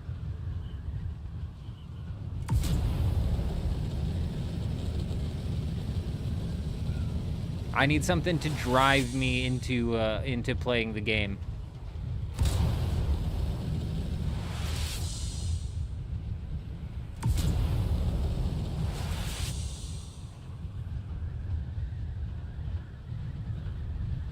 Oh, and right, like Blade brings up, the more better gear that you have, the easier the queen will be to take down. Right, yeah. Good point. And the easier it is to take down the queen, the less chance that a third party is gonna have like an easy go at you. Let's say.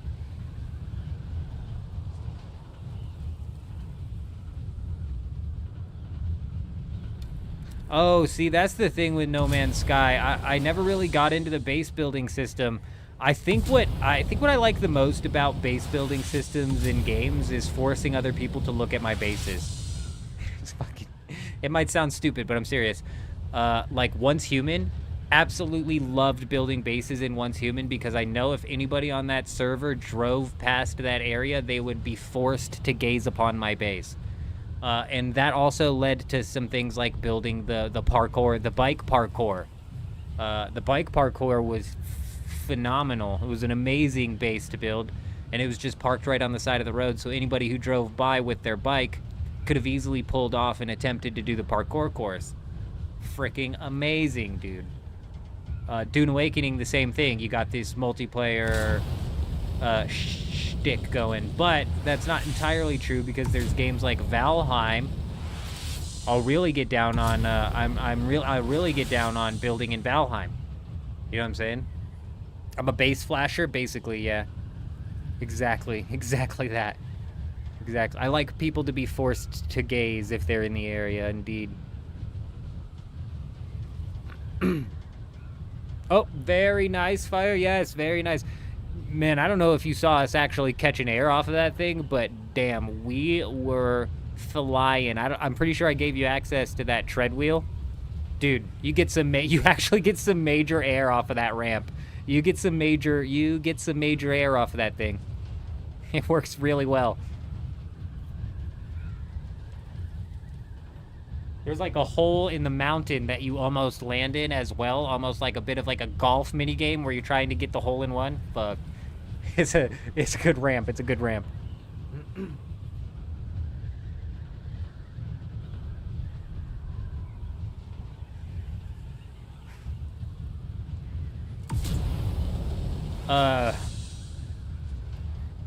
My experience in Rust is really weird. So I played headset off and basically got my ass kicked all the time.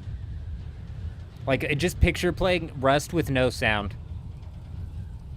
And try and imagine what your experience would be like. You know what I'm saying? So I didn't give Rust a fair go, and then when Rust launched on console, this is actually when I broke my console. Or at least I think it's broken. Pretty sure my knee is powerful enough because Rust launched on console and I was like, I fucking hate this. It had nothing to do with the Rust launch, though the Rust launch was not good. My PS4 just sucked, dude. Fucker ran hot. It kept overheating. I had to like run that son of a bitch on like a bag of ice to get it to run, bro. And finally I was like, we're done, and I just bashed it on my knee. I hurt my knee really bad and I threw it in a closet, and it's been sitting in a closet since. I don't think it works. But I think it might have done more damage to my knee. I'm not positive.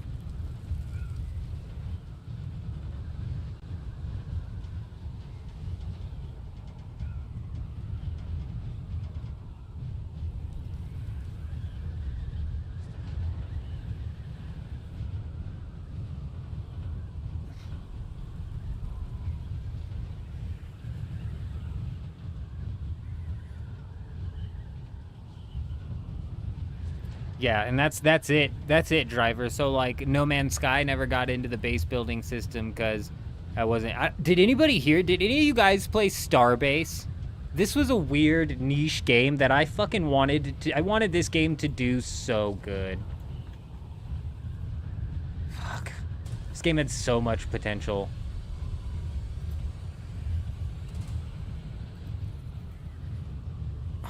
It was such a good game, dude. It was such a good game. They had a shipbuilding system inside of Starbase that you could just lose yourself in. You could just, and I have lost myself in. I've even got a couple of videos showcasing some of the stupid ships I put together, and we never even really got too deep into like the YOLO system because they have like a, you could. Not only could you build your ships piece by piece, your spaceships piece by piece, but you could also like implement coding into your spaceships that did specific things. It was such a good game that launched just in such a bare bones state with not much of a gameplay loop that it fell off of a cliff so fast, man. That is just, that's probably the devastation of the decade because that could be a really good game.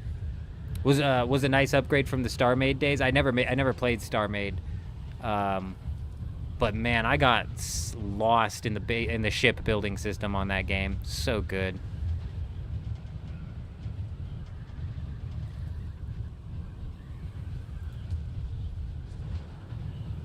Life only gives you one right knee. You can get more PS4s. Well, that'd have been good advice to have several years ago, indeed.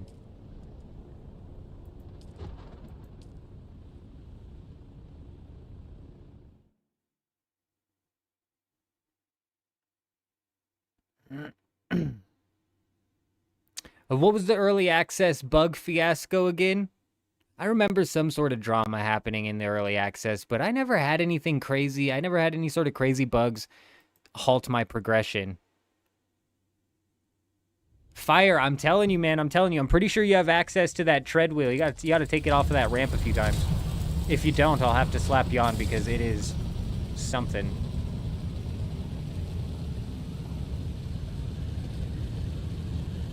But yeah, they cut development of Starbase pretty damn quickly, and then they shifted into the public test realm, and basically was only doing updates to the public test realm.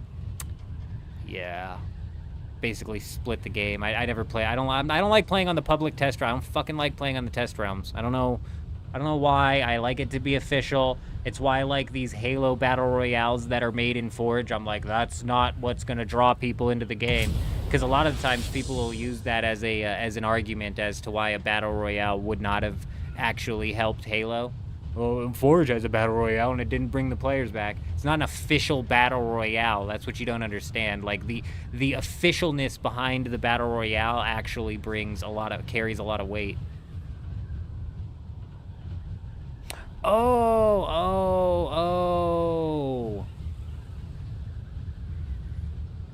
I do remember that, Blade, and to make things even worse, the very beginning of the game was like really not, like I said, the game didn't have a very well thought out or ironed out gameplay loop.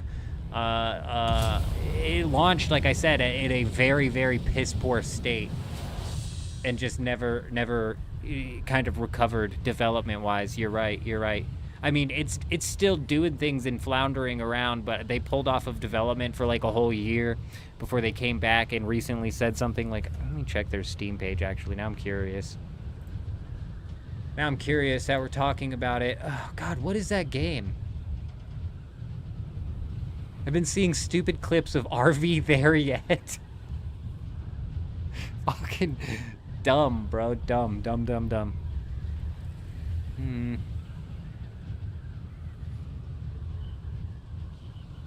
Yeah, Starbase.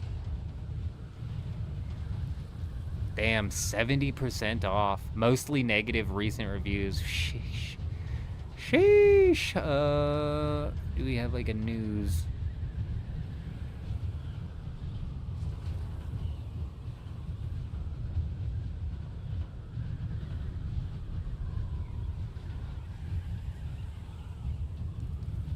Why am I not seeing a news tab?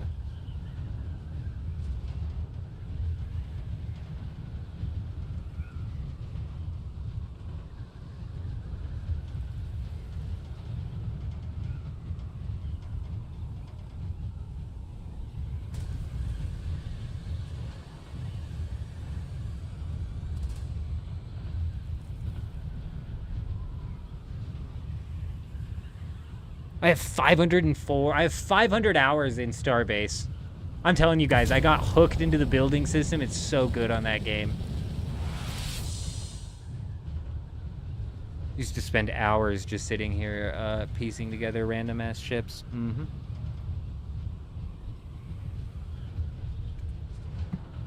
I remember what you're talking about though, Blade. There used to be all of those newbie starter ships that were just abandoned.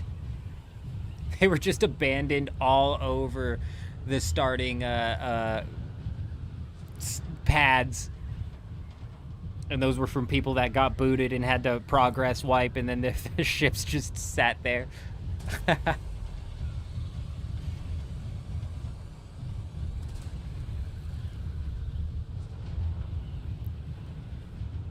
The internet. How many of them are above Dune's player counts, Blade? How many of them are peeking past Dune? I'd reckon to say a good handful of them.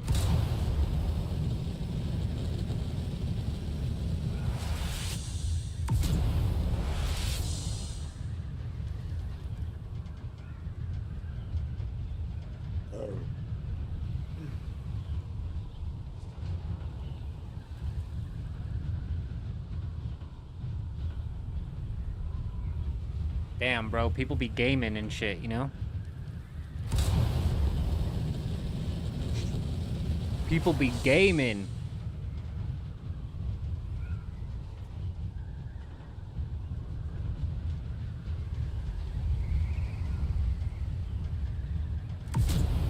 What we need to figure out, see, the next bit of information inside of Dune. So this actually, so since you brought it up earlier, Blade, let me tell you one thing that might actually bring players back: fresh start, fresh wipe servers. If these guys were somehow to get a handle on the dupers, which again they haven't, there's still dupers in the game, and they were to somehow get a manage on that, I think that fresh start servers would garner a lot of attention. So like when the console version of the game launches, if console and PC crossplay fresh start servers come out, those are going to be popping off. But I don't hold your breath. It's probably going to be console only servers, and then they can come over. Console players can come to PC servers if they want. Did they find a new Haga special? The new Haga special is only working on vehicle parts. So yes and no. Yes and no.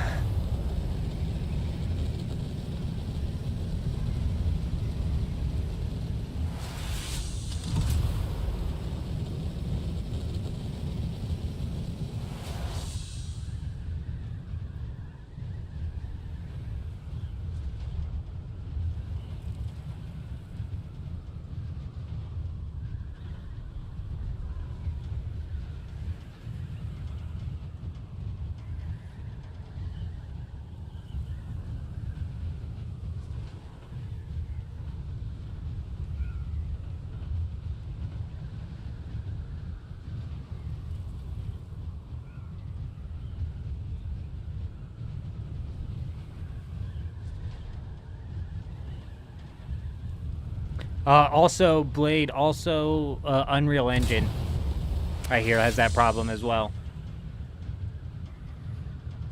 Indeed, indeed. It's like a double whammy on their part. And we're complaining about we're complaining about easy anti-cheat, but I hear Battle Eye's like the Temu version of easy anti-cheat, so.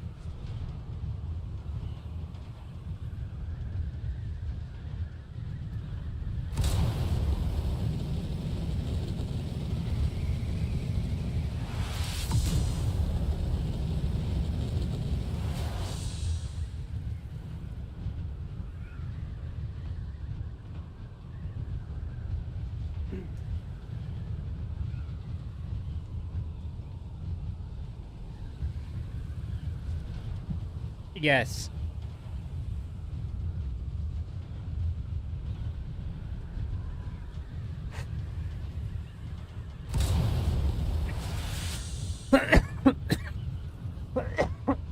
So this will be the third instance that we've checked.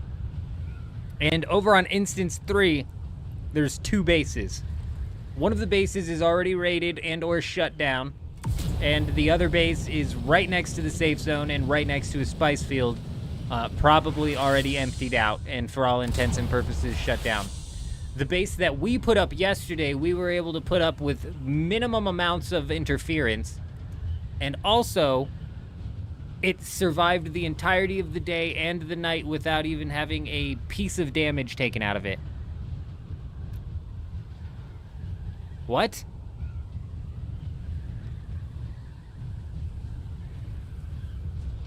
If that doesn't tell you, like, what players are left playing this game, I don't know what will. Also, we killed that guy to the gravity mine earlier. We don't win PvP fights around here. We don't win PvP fights in Dune Awakening, especially. PvP over here is a joke. So if we win a fight, basically you know that person came straight from Dugat. That person came straight from Dugat. I don't know what the hell's going on here anymore.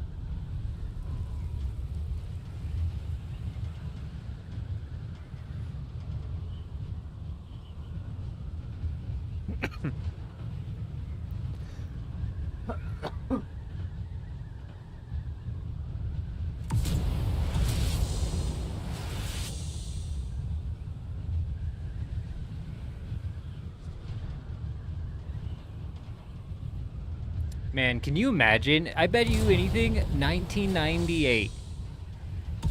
I bet you anything there's like some 60-year-old person who's been cheating since 1998. Cheating in every video game they play. Disgusting. They belong in jail.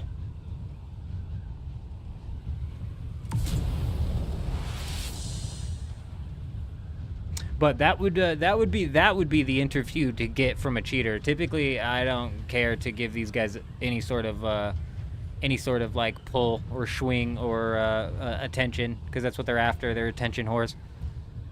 But when we talk to like a 60-year-old cheater who's been cheating since 1998, that son of a bitch has watched the industry of cheating evolve over the years, and that would be an interesting perspective to get. Mm-hmm.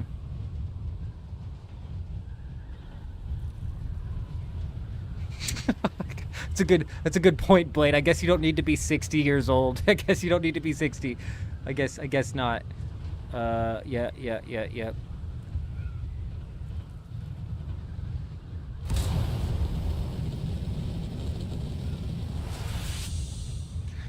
See, now we're like in weird.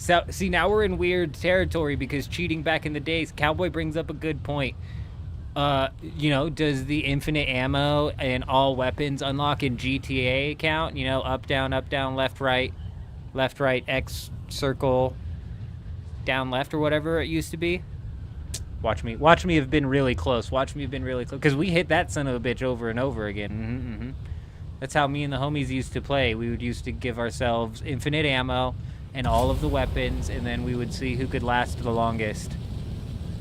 We would swap as soon as one of us got caught.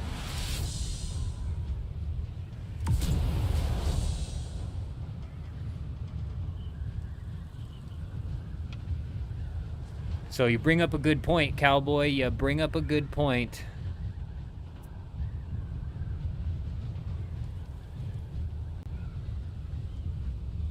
You know what? Twisted, that might have been a game that might have been one of the first games that I ever cheated in. I don't remember if I cheated in that game. I remember playing Twisted Metal 2. Fucking killer games. I remember playing that back in the day as a kid, and I remember not being good. I was a kid. I was young. I didn't understand. I couldn't beat the damn ice cream truck. It might have been like one of the first times we looked up cheats inside of a game. Indeed. Good old-fashioned dial-up, and then you copy and paste it with a pencil onto a pad of paper. Yep. Yep.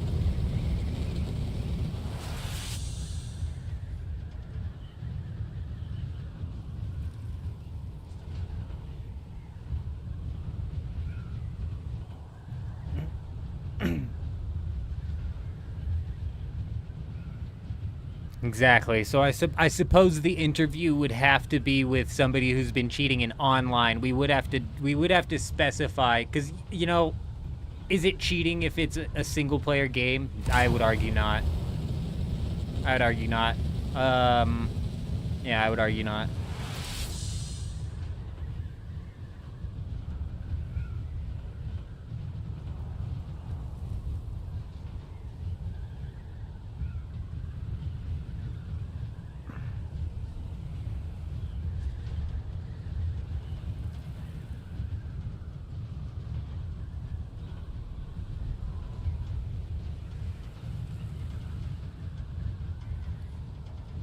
Man, this sucks, dude. This sucks so bad.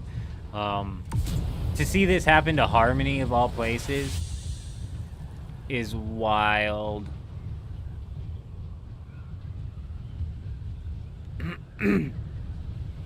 Friday night, flying around 3 of the instances, and there's 1 base out of all 3 of the instances that's even potentially have anything in it. Probably doesn't, just a forward operating base.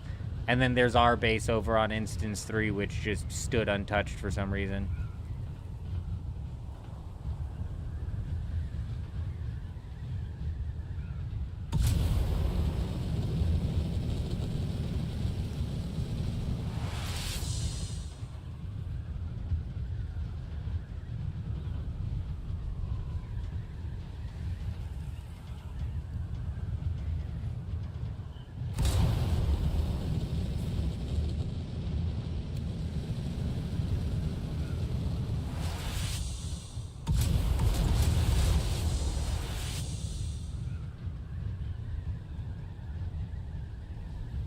Man. Crippling Strike pissed me off because I enjoyed the melee combat. But PvP is not something, in my opinion, to be taken seriously in this game. It never has been.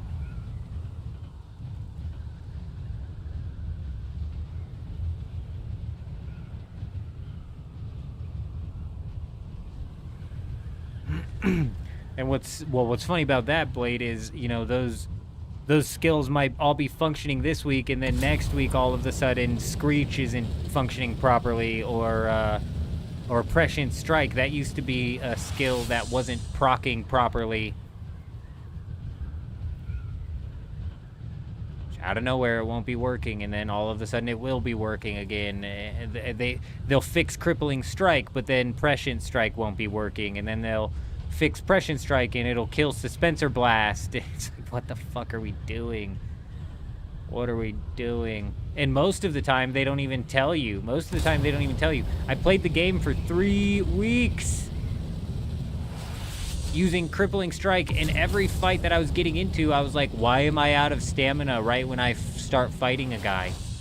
Oh, I don't know. Maybe because of the bug where Crippling Strike is costing twice as much stamina? Maybe that's why. It's weird.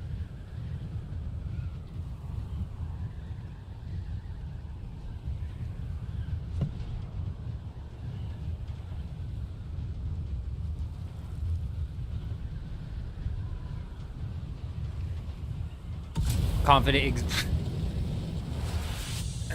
And again, that's just why I said PvP is not meant to be taken seriously in this game. It's just not.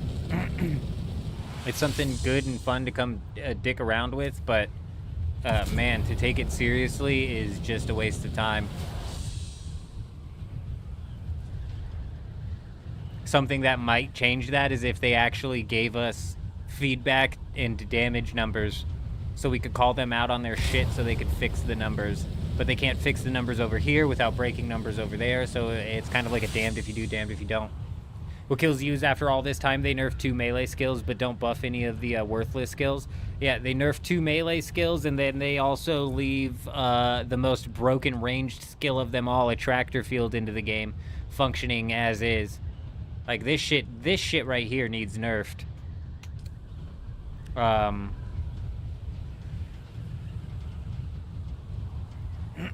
that's why, again, Blade, there's not one single update that these guys can do to bring people back, because so many people already have that sour taste in their mouth. Like you were saying earlier, you can't trust them not to fuck it up again.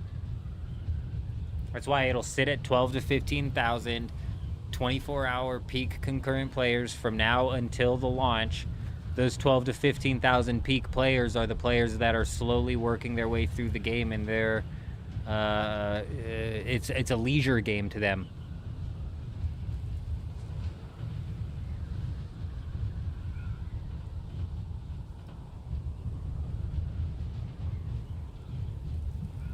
Attractor Field is just a stupid ability that's become a crutch for people using... Oh.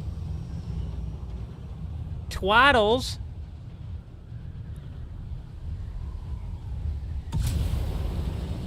Attractor Field is just a ability that ranged players have started using as a crutch.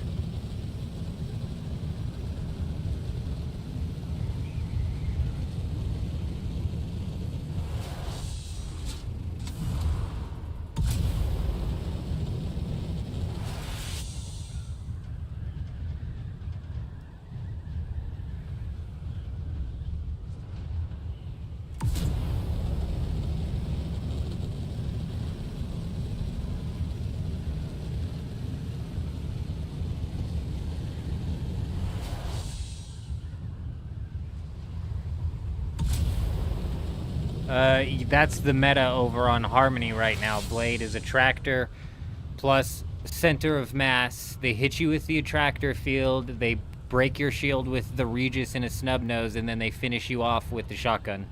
That's the meta. And I'm saying range players have become... It's become a crutch for range players to have to hit you with the Attractor Field before they even start to, like, engage in trying to do anything. And what pisses me off the most about the Attractor Field is it completely shuts you down. So I can't fire bullets anymore if I have Attractor Field on. And that's annoying. Wow, these guys are actually going out to clear lab. Weird. Rasse.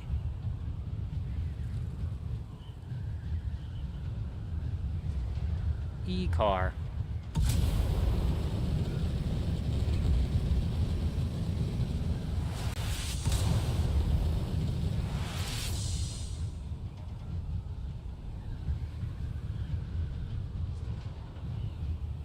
I know, Fire. It's like so close, isn't it? It's so close. It's so close.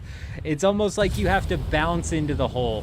It's like you can't like get a straight swish into the hole, because you're right. You just are just a bit too short. But you have to catch those rocks just right. We almost bounced in there a couple of times. And these days, there's nothing to fight over with schematics and PvE caves, and so many people run off by this change of the bugs and dupers. Yep, there's no reason to PvP. Indeed. Fuck this guy, though, right?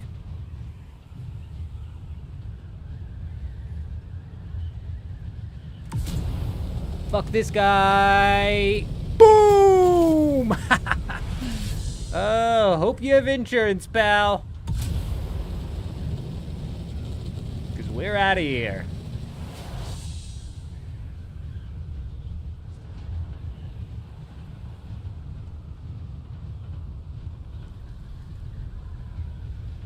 Yeah, no, it's rough, man. It's definitely rough.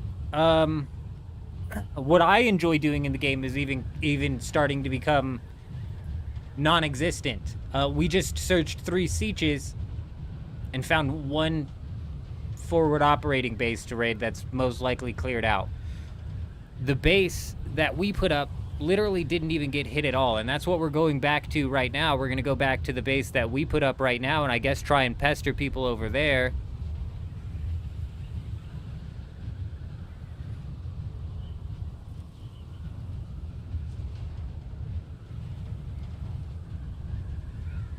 But game's in a weird spot, and it's gonna stay in a weird spot, unfortunately. I almost feel like Yurizm was talking about this the other day. Feels like the devs are almost doing this on purpose to get as many eyes off of them as possible, and they're at the bottom of the barrel here. So I think it's time they pull off of trying to get because basically I would say 80% of the people that are left are just in full support of whatever these devs are doing, anyways. You'll see it on Reddit. You'll see it. These people are just fully eating it up right now. Whether or not how long they end up eating it up, there eventually is like an expiration date on this shit, but they're at the bottom. I think it's time they start pulling off and focusing on the console launch. And a best case scenario would be that they launch some servers that are console and PC fresh start. Don't hold your breath. Even some just PC fresh start servers, I think, would be big. But that, of course, the dupers would just come right back in full force. Right now, the dupers aren't in full force because there's not as much demand for the Solari. But they still dupe. They just dupe on demand. So if somebody goes and places an order, I could go on the DoGap server right now and order Solari, and then all of a sudden you'll see 5 bots flood the market with whatever they think will sell so that they can fill my Solari order in 6 hours. Bada boom, bada bing. So they basically dupe on demand at this point in time.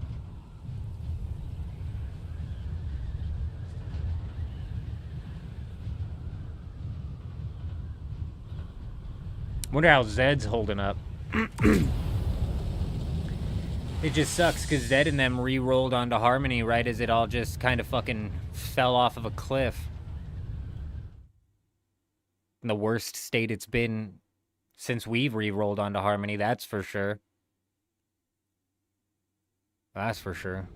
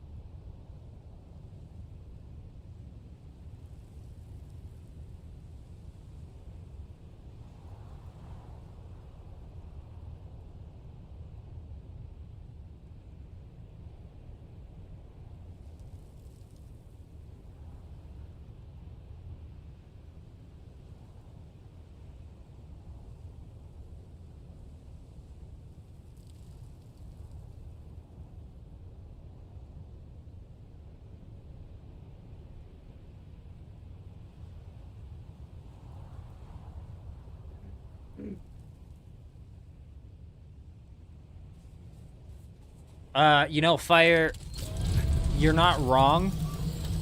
I've been saying this more and more recently. We're riding this Dune flush all the way down, but there is a couple of like points in time where I'll flat out hop off. I will flat out abandon ship. Like there are a couple of things that could happen where I'm just like, all right, nah, we're out fully. If any sort of like mega cheating scandal happens with cheaters gaining access to like Haga Basin subfiefs or something like that, that's obviously an instant uninstall, because obviously if it happened once, I can't trust these guys to not have it happen again, and I'm not going to play a game where any sort of like progression that's meant to be saved is just completely devalued. But then on top of that, even more importantly, leading into the first expansion, if the first expansion drops and it is copy and paste AI, if it's the same AI that we're dealing with now, just copy and pasted onto an ice planet or an ice island, I don't give a fuck where it's at, snowy, I don't care. If it's just the same AI copy and pasted over, I think I'm out, especially if there's no sort of like PvP overhaul.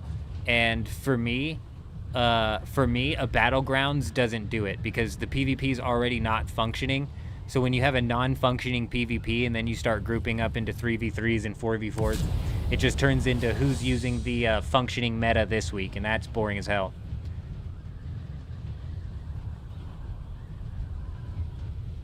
So it's got to be more than Battlegrounds. So you're right, Fire. This first expansion, it's got to be a banger, and it's got to be like a massive banger.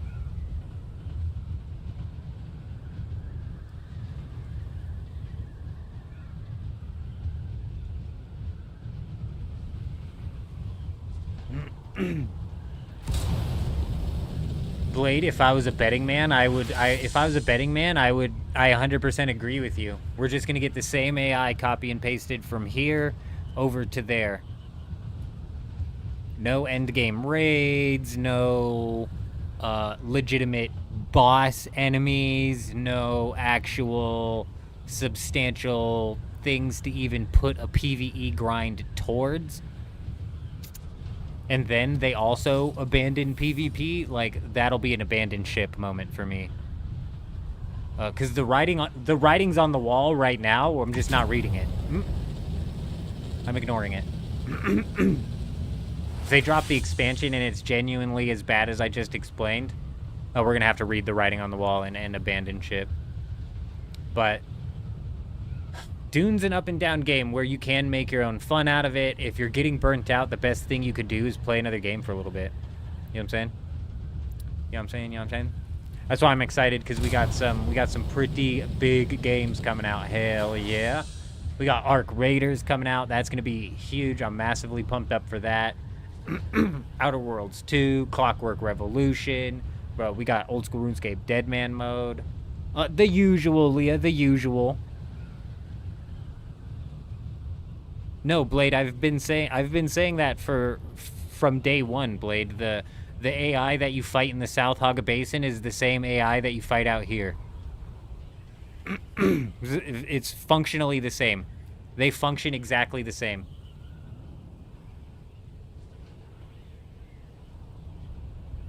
Sector weather alert. A large sandstorm is approaching.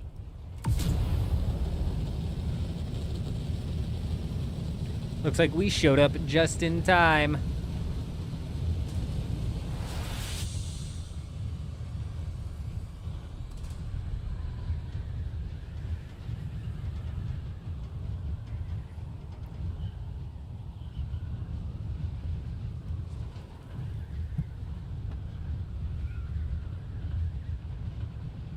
See, Fire, and that's what we were talking about with Blade earlier. It's time! It's time! Sector weather alert. A large sandstorm is approaching. You thought it would be this easy, but trust me, the eldest of the men, Jenkins, has arrived.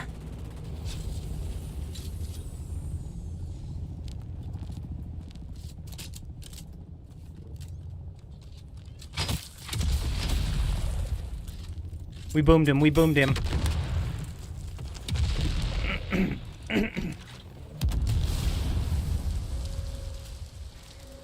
Oh, look who it is.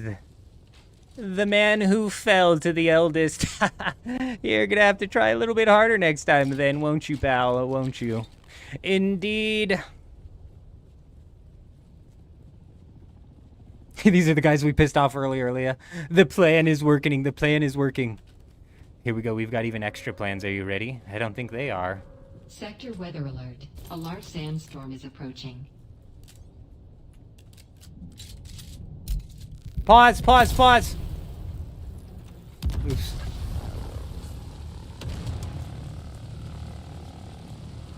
Uh-oh.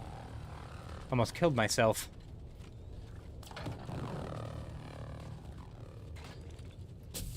I fucking set that up too early.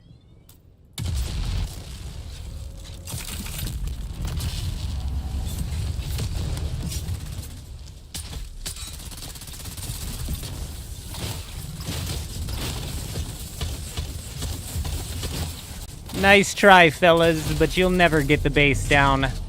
You'll need about 1 million more of you.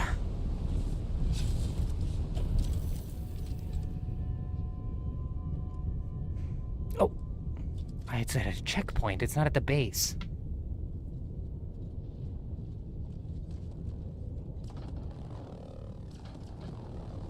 Ooh, a pet. A pet. It's not a bad idea. That's not a bad idea. That's not a bad idea. Carver. Carver is thinking.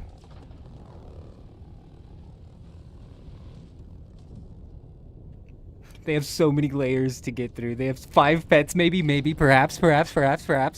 Possibly.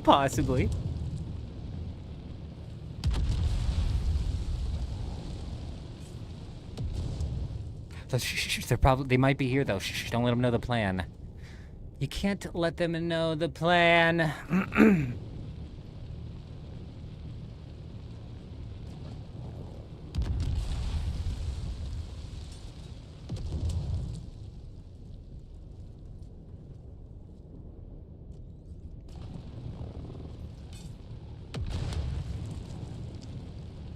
I don't know why my mine went off. Early. That sucks. We got scammed! The mine would have been the perfect trap. We would have gotten all 5 of them, trust me. And I think there was more than 5.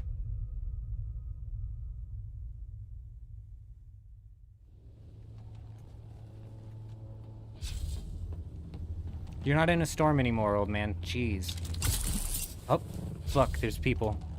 Okay, we gotta play this smart. No inventory, you madman. Okay.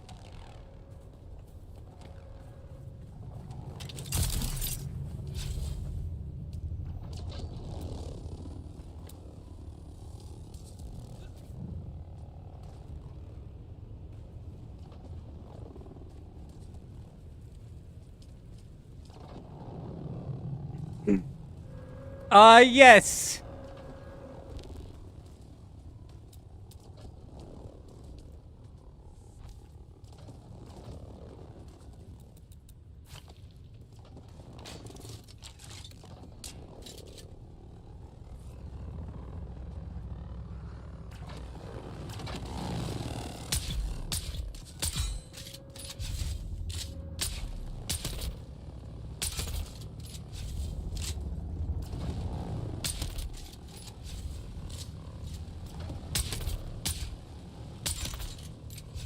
He's panicking, bro. He didn't know what to do.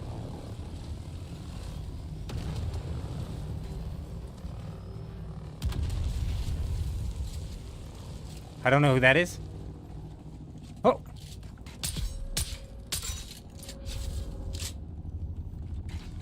Oh.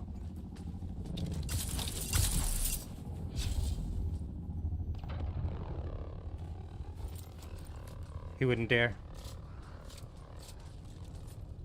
Well, it's gonna be hard to get a pet.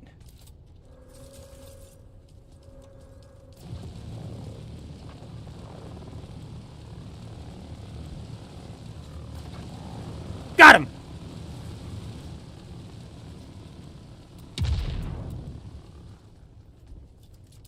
I don't know why that guy didn't attack me. Got him!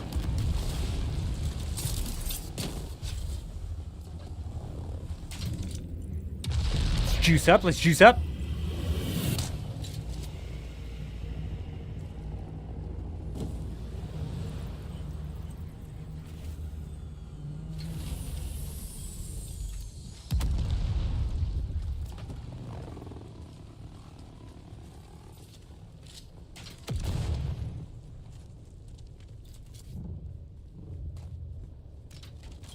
Wait, stop. You guys are in the way. Got him!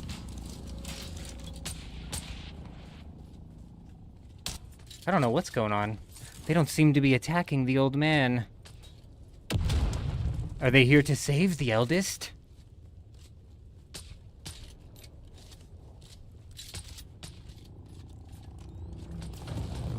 Who are you?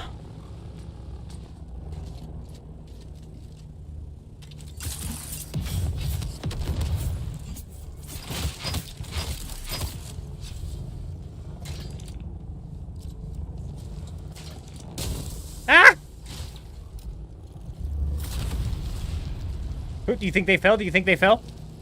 Do you think we got one? Do you think? I can't even tell. I think we got one. I think we got one.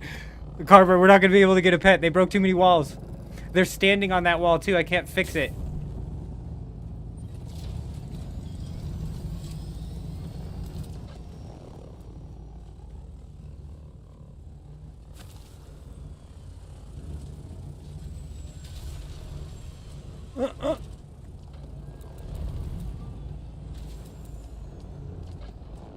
We'll just put that one there.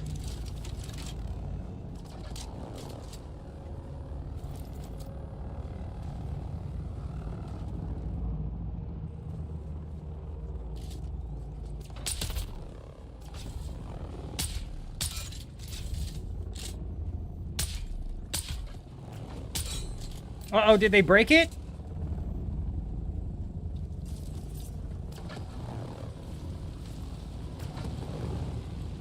Ah!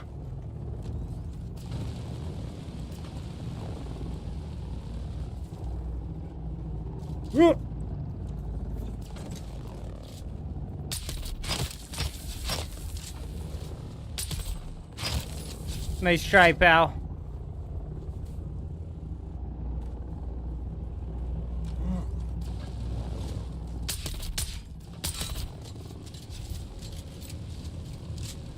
How? It's 6 minutes is up! 6 minutes is up!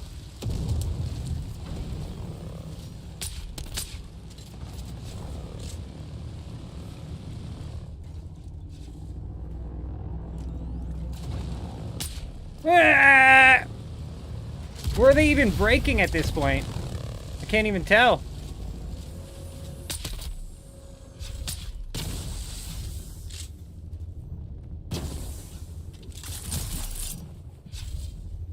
Come on, come on, come on. I dare you, I dare you, I dare you. You missed me. He's zooming, he's zooming.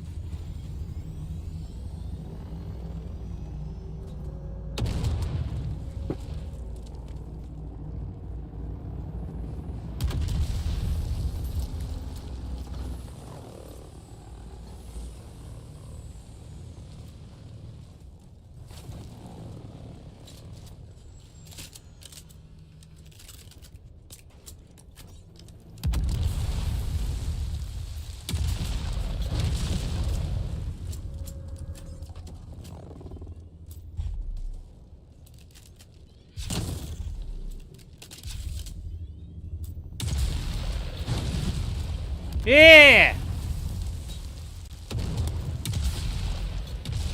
Yeah!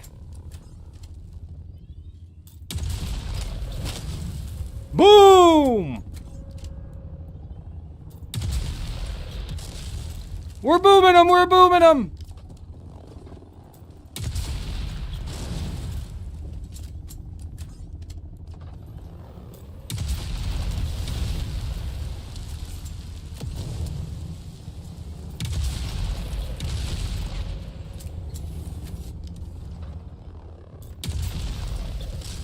Oh, they got it! They got it! It's alright, because I got their ornithopter.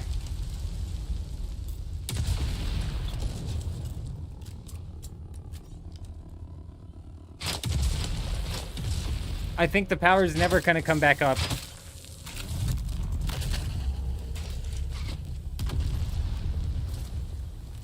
Heal.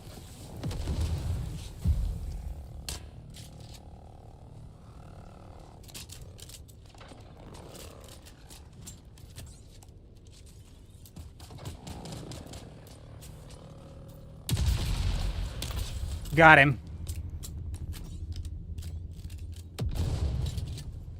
They found the generators. I think that's why the power is never going to come back up. They must have gone in through the bottom. That's why I couldn't get to them trying to go in from the top.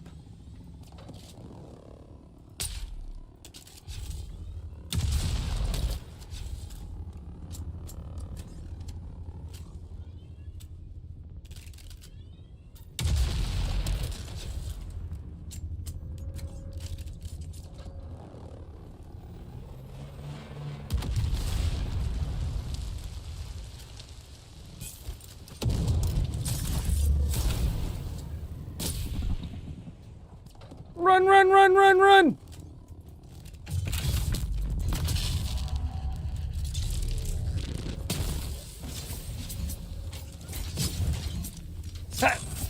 I'm too fast!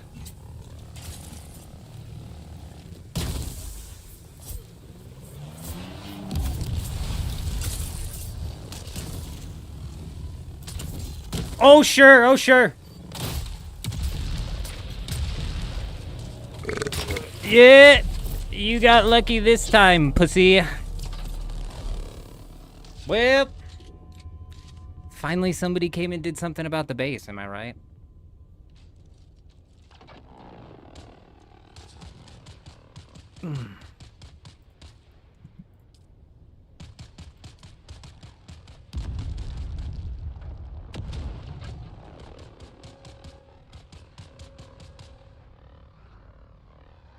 That base lasted forever, driver. That base lasted forever.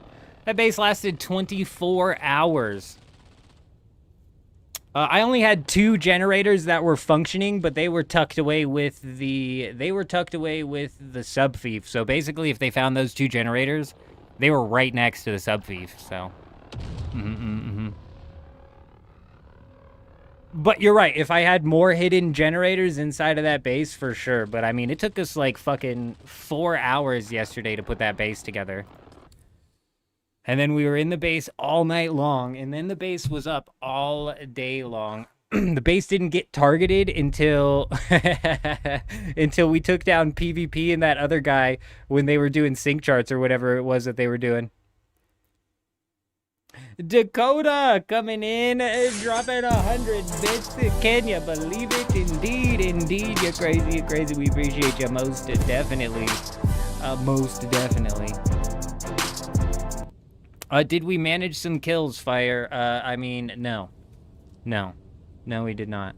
You know how you get a kill in this game? You knock somebody's shield. Oh. Good evening, Leah. You seem to have misplaced your pants now. It was the shoes yesterday, and now you're missing pants.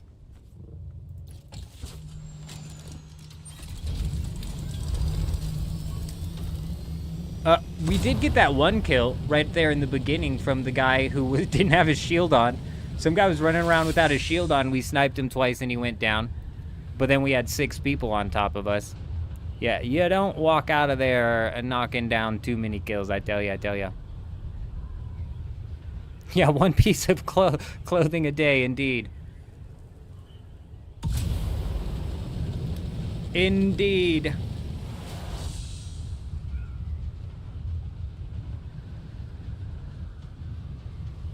Oh no. Oh no. Leah forgot the golden rule. Damn. A worm death is the worst types of death too, isn't it? A worm death is the worst type of death.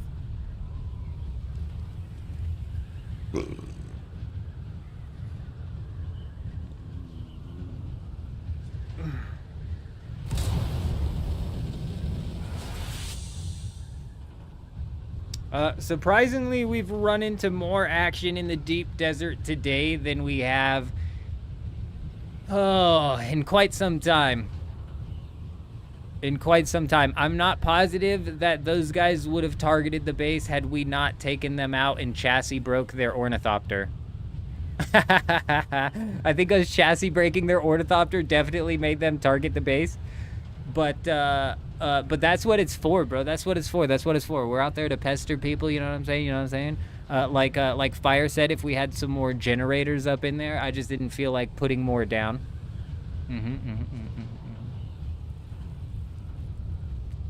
The base has been cooked. They definitely found the 2 generators. That was well over 6 minutes. What's crazy, though, is they were still breaking. They were still breaking things looking for that sub-thief. Hey, Fire, you take it nice and easy, my friend. You take it easy out there. Don't you do nothing too crazy now.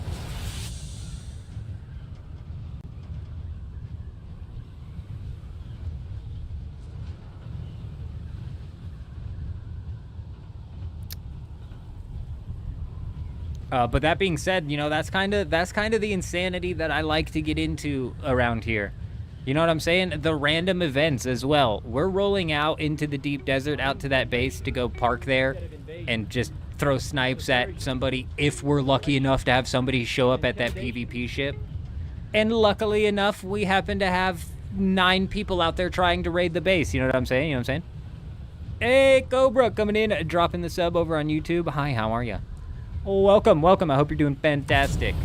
And that's the kind of like random event, random encounters that I like out here. So I think indeed that the base building in the deep desert is going to continue. The one thing that does suck about it is we no longer have, you know, 6 people on.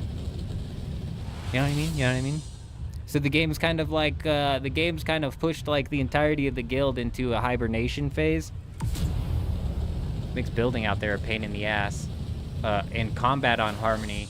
PvP on Harmony, even in 1v1s, is a joke because none of the fucking skills function properly. But you start throwing like groups of people into the mix, and I mean, just turns stupid real quick.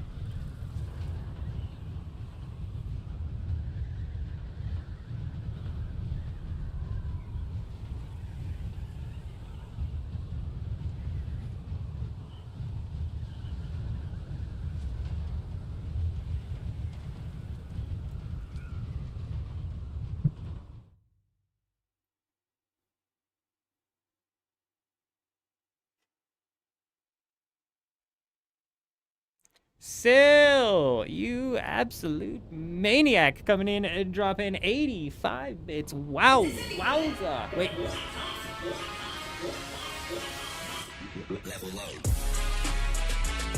Hey, my man. We appreciate you, we most definitely do, indeed.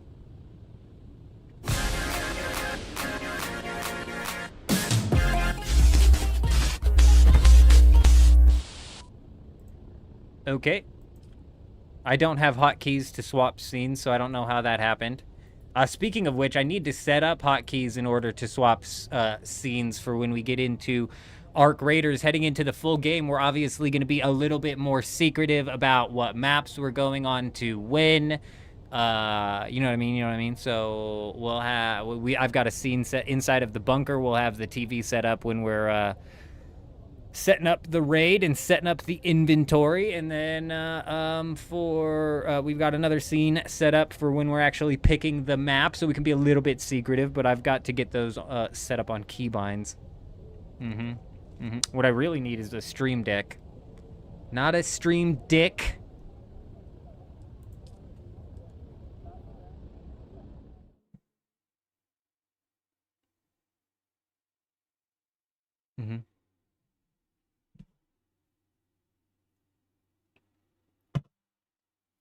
The controller that I have, though, the Scuff that I picked up, actually has 4 buttons on the bottom of it that are programmable into keybinds. So I could potentially set those up to be so I don't have to pull my hand off the controller to hit the buttons to swap the scenes. We got a lot of stuff that we need to set up between now and then. Indeed. On top of like taking care of the house. That's why I was saying tonight's stream is going to be a little bit on the shorter side. There's not a whole lot to do inside of Dune Awakening currently. I mean, we've rolled through each and every single instance. There's basically no bases for us to raid. We finally had the base that we had up, but even if that base didn't get raided, we would have been sitting at that base waiting for people to come in, and like the waiting game in this game is just becoming longer and longer and longer. They'll be coming for that Jupiter? Yeah, they will. Hell yeah, they will.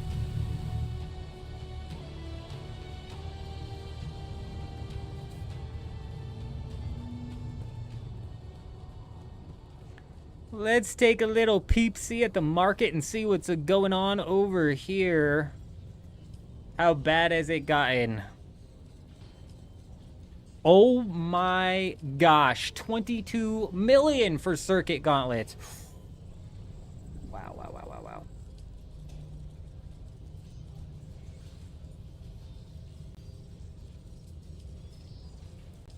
25 million for a young Sparky. I'll pick that one up. Dear God. Okay, well, the adaptive is still holding in there. The adaptive Holtzman shield is still holding in there for now. For now.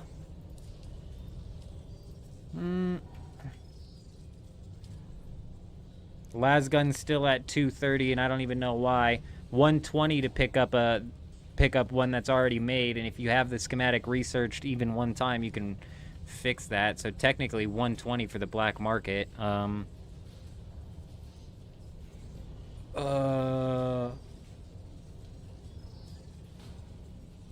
What else was something that was holding its price?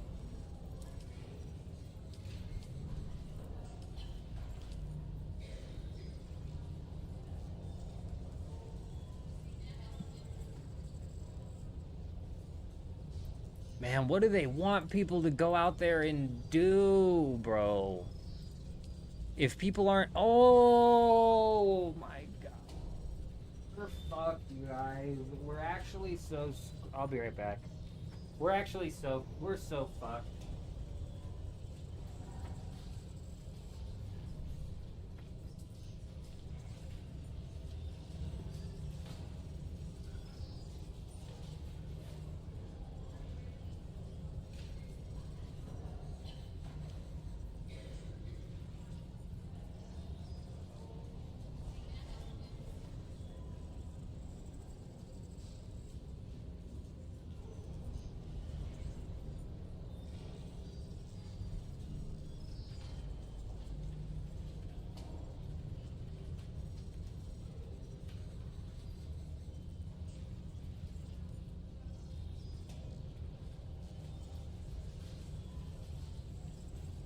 There's just no reason to do anything in this game.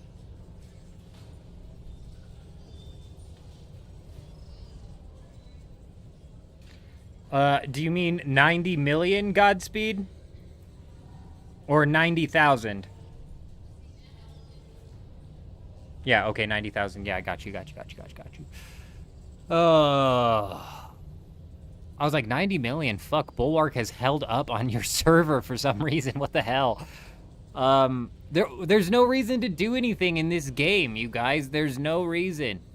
There's no reason to do anything. Why would you go farm Melange? Why would you go farm a Melange? I swear to God. Let me find the Circuit Gauntlet on here anywhere.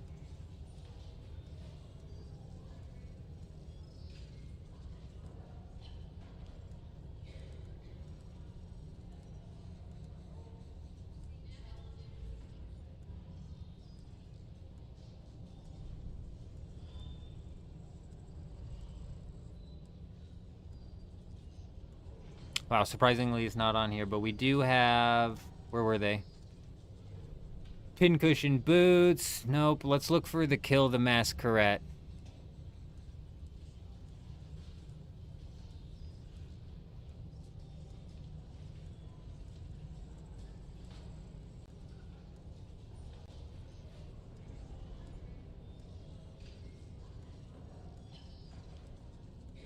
There's no Kill Masquerade.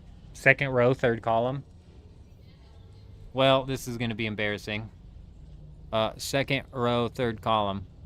Oh, yeah, okay. Oh, my God. For passive suspensor belts, that's so easy.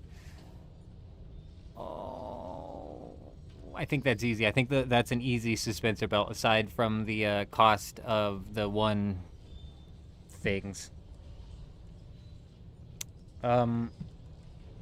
I really wish that there was a Kill Masquerade. Let's assume that on a perfect week you just rolled into Harmony, and on the Landsrad tile there's something called Kill the Masquerade. When you kill the Masquerade, you get sand trout leathers. God, even these are worthless nowadays. These sell for something. You'll walk out of there with probably right around 200 sand trout leathers. If you sell 200 sand trout leathers at 9,000 a piece, that's what, 180,000? God, that's nothing. No, it's 1.8 million. That's better. There's 1.8 million from the sand trout leathers. And let's also assume that you got a pair of circuit gauntlets from it. So boom. You walk away with 20 million, we'll just say, for the circuit gauntlets. So you're looking at right around 22 million Solari worth just from completing one Landsrad tile. That's what you could potentially have. And right now, Melange is being sold for 10,000 apiece. So you could literally buy 2,180 Melange, which is basically, as a solo, more Melange than you could ever fucking realistically use,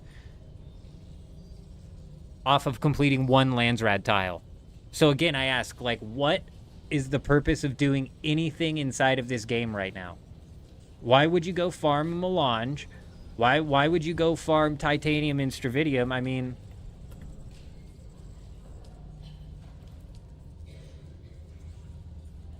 oh my god. Plastanium ingots, 25,000 apiece. You could go farm one Plastanium ingot and take Landsrad tiles out of it and RNG with the Landsrad tile out of it.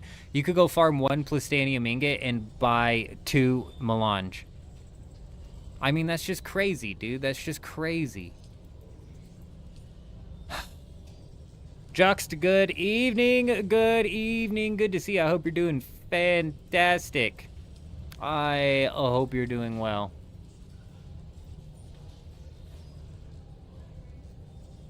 Man, to just so quickly dump from 40 all the way down to 20 and lower.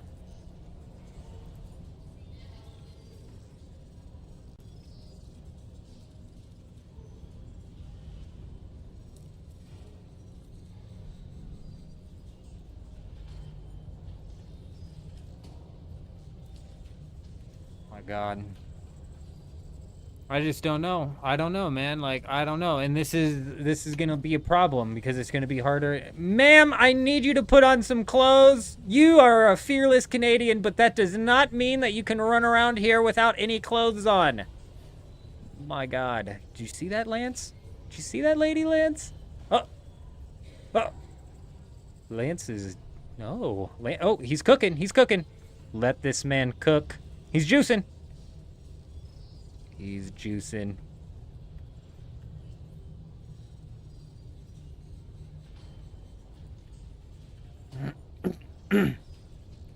I mean, it's not even just Regis. Carver is everything. Everything is, like, so worthless right now. So weird. Oh! He's still juicing. He's still cooking.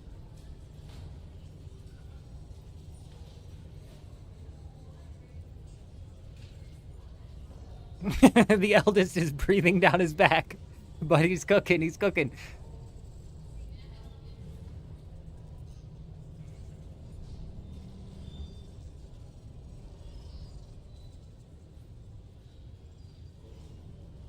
Oh, man, Carver. Can you... Oof. That's brutal. That is... Anybody investing in schematics... Oh, good evening, good evening, good evening, good evening. Oh, we saw you cooking. We saw you cooking up an outfit there. Very nice, very nice. Very nice. Lance is on a mission. Oh, I can't hear him, unfortunately. We turned the voice chat off inside of Arcane because it gets a little bit rowdy over there. It gets a little crazy. Sometimes it's hard to focus. But even Chuji, and even me, I was doing the same thing. Carver, I was stocking up on schematics. I would stock up on schematics that came out this week to sell them 2 weeks from now when they were in higher demand and lower supply.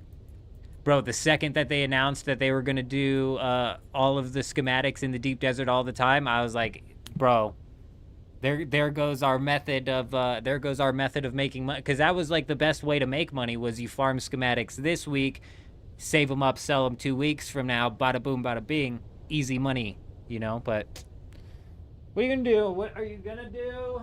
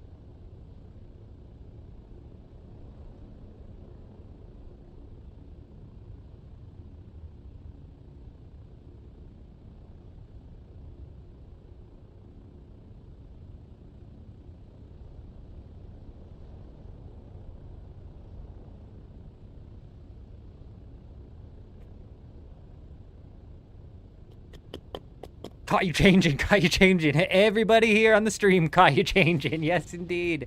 Yes, indeed, Lance. We were breathing down your back. We were gassing you up the whole time. You were cooking. You speculated for like 1 week when the Ancient Way was on the vendor and was selling for like 20 to 40. Bought like 6 of them and sold them at 100. Very nice. The schematics that come from the weapons vendor now, surprisingly, are the ones that are holding the most value. You can't get the Ancient Way inside of the Deep Desert. You can't get the Ambition inside of the Deep Desert. And I don't think you can get the Dune Watcher out there either, though you might be able to land the Dune Watcher. But you can't get the Ancient Way or the Ambition out there. Same with, like, the Regis Sandcrawler schematic is holding its value. There's a few schematics that have held their value. Pincushion was surprisingly one of them. However, that completely fell out when they added Pincushion into the Deep Desert loot pool. Because Pincushion is like a Landsrad task reward, so not as many of them were flooding the market like all of the other schematics. Yes, indeed. Sad day, sad day. The base we had is no more. They found the fief. They found the fief. And all of the juice alongside of it. They walked out of there with 63 calibrated servos. I want to say like 24 pieces of steel. Definitely worth the lasgun durability loss that must have been sustained. But you know what? Sometimes it's about the experience. That's what I'm saying. Those random events where we roll out there to go and just sit at the base and hold it down, and there's 5 people out there trying to raid it. Hell yeah, that's what I'm talking about.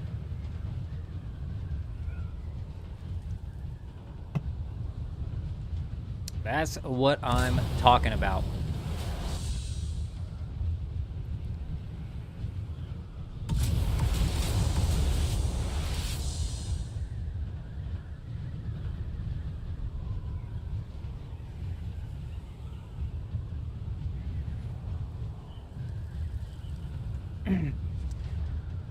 All right. This seems to be a good as time as any to talk about the upcoming schedule, because it is a bit wonky.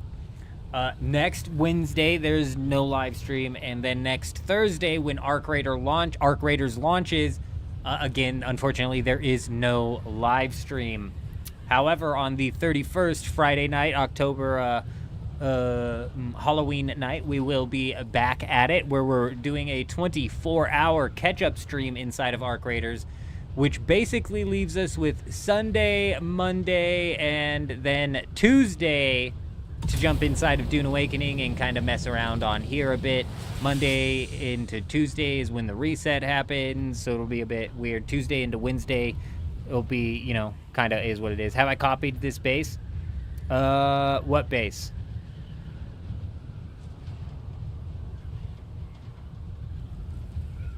The base that was in the Deep Desert? No.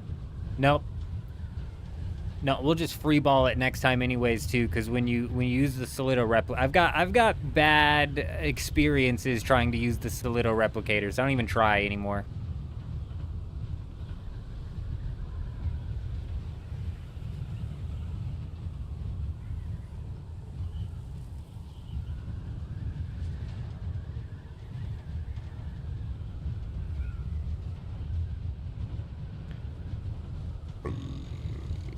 The one in the Haga Basin? No. That's another one. The one in the Haga Basin, that'll never, even if I did have it copied, the Solido replicator will never be able to place it down.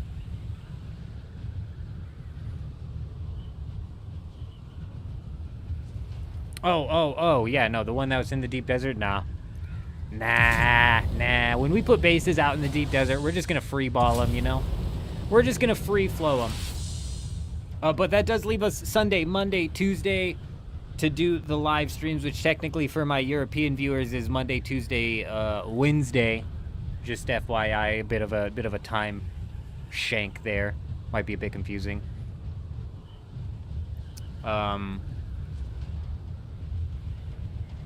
But yeah, tonight's live stream is going to be a bit shorter than usual. We've got some things that we need to take care of, and then on top of that... Fuck.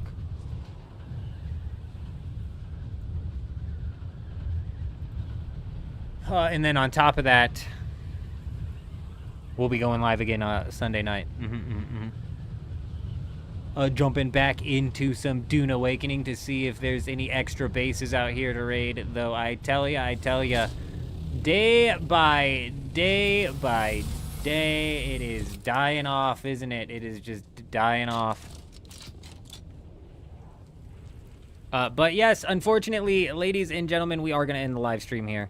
Indeed, we are going to have to cut the live stream here. I've got some things I need to take care of and some housework I need to take care of. We're still running the single parent gig here. Bro, so many large wind traps. I know. Chuji, people still be going hard here too. This is that weird ebb and flow that we're dealing with. You know what I'm saying? This is that weird ebb and that weird flow that we're dealing with here, where guilds are like in and out. They're in and out. They're in and out. It's weird. And a lot of the guilds that were PvP ready might be out. And a lot of the guilds that are working towards PvP might be working towards it, which is why the Deep Desert this week feels like it's empty, but 2 weeks from now might be popping off. You know what I'm saying? Any progress on the Underworld mole bases? I stopped checking Joker, honestly, in my opinion. I feel like that would have been something that would just make me more toxic about the game than anything else. But from what I've heard, there's like underground mole wars happening at this point in time. So... God only knows what those guys are doing, you know? God only knows. Draining the fun out of the game, in my opinion. You know what I'm saying? Really, realistically draining the fun out of the game, in my opinion. Let's go ahead and top this off.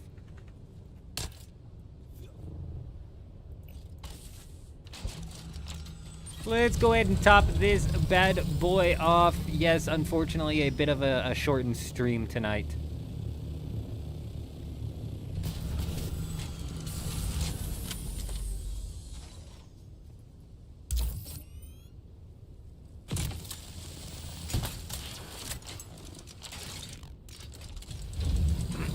Mole people versus crab people. Exactly.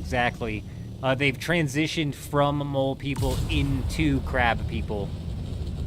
You know, the mole people, it's like a very temporary, they're up, they're down, they're up, they're down. The crab people just live down there. And they've like fully transitioned into crab people, I think. But again, I don't, you know, check. I stopped checking. That is so many. Chuji, you ain't lying, bro. That is so many wind traps. Thankfully, if you have enough filters, you can fill these up and they'll last like the whole week. So he's not going to have to fill those up multiple times in the week if he filled those properly. But still, dude, that's a ridiculous amount. That's overkill for sure.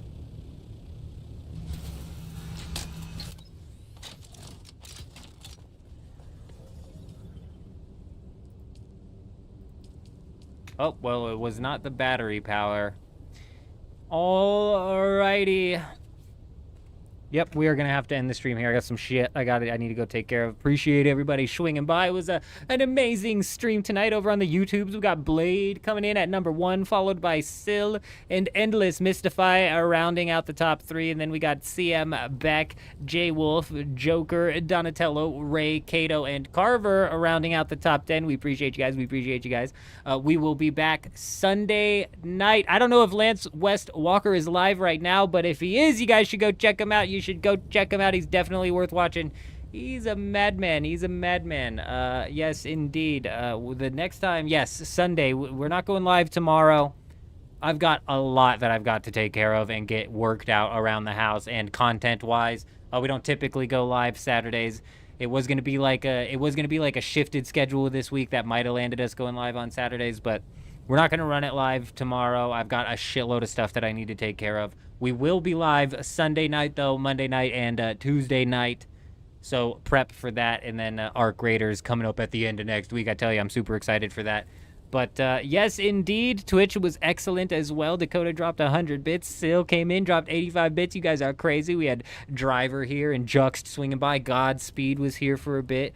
We appreciate you guys. We most definitely do. Fire in the Hole was here for a bit. He's a madman with that crazy ramp. Osiris and Grey Wolf. Hey, we appreciate you guys. Eurism, of course. Indeed. We will be back Sunday night. But other than that, I hope you guys all have an amazing day. I'm out.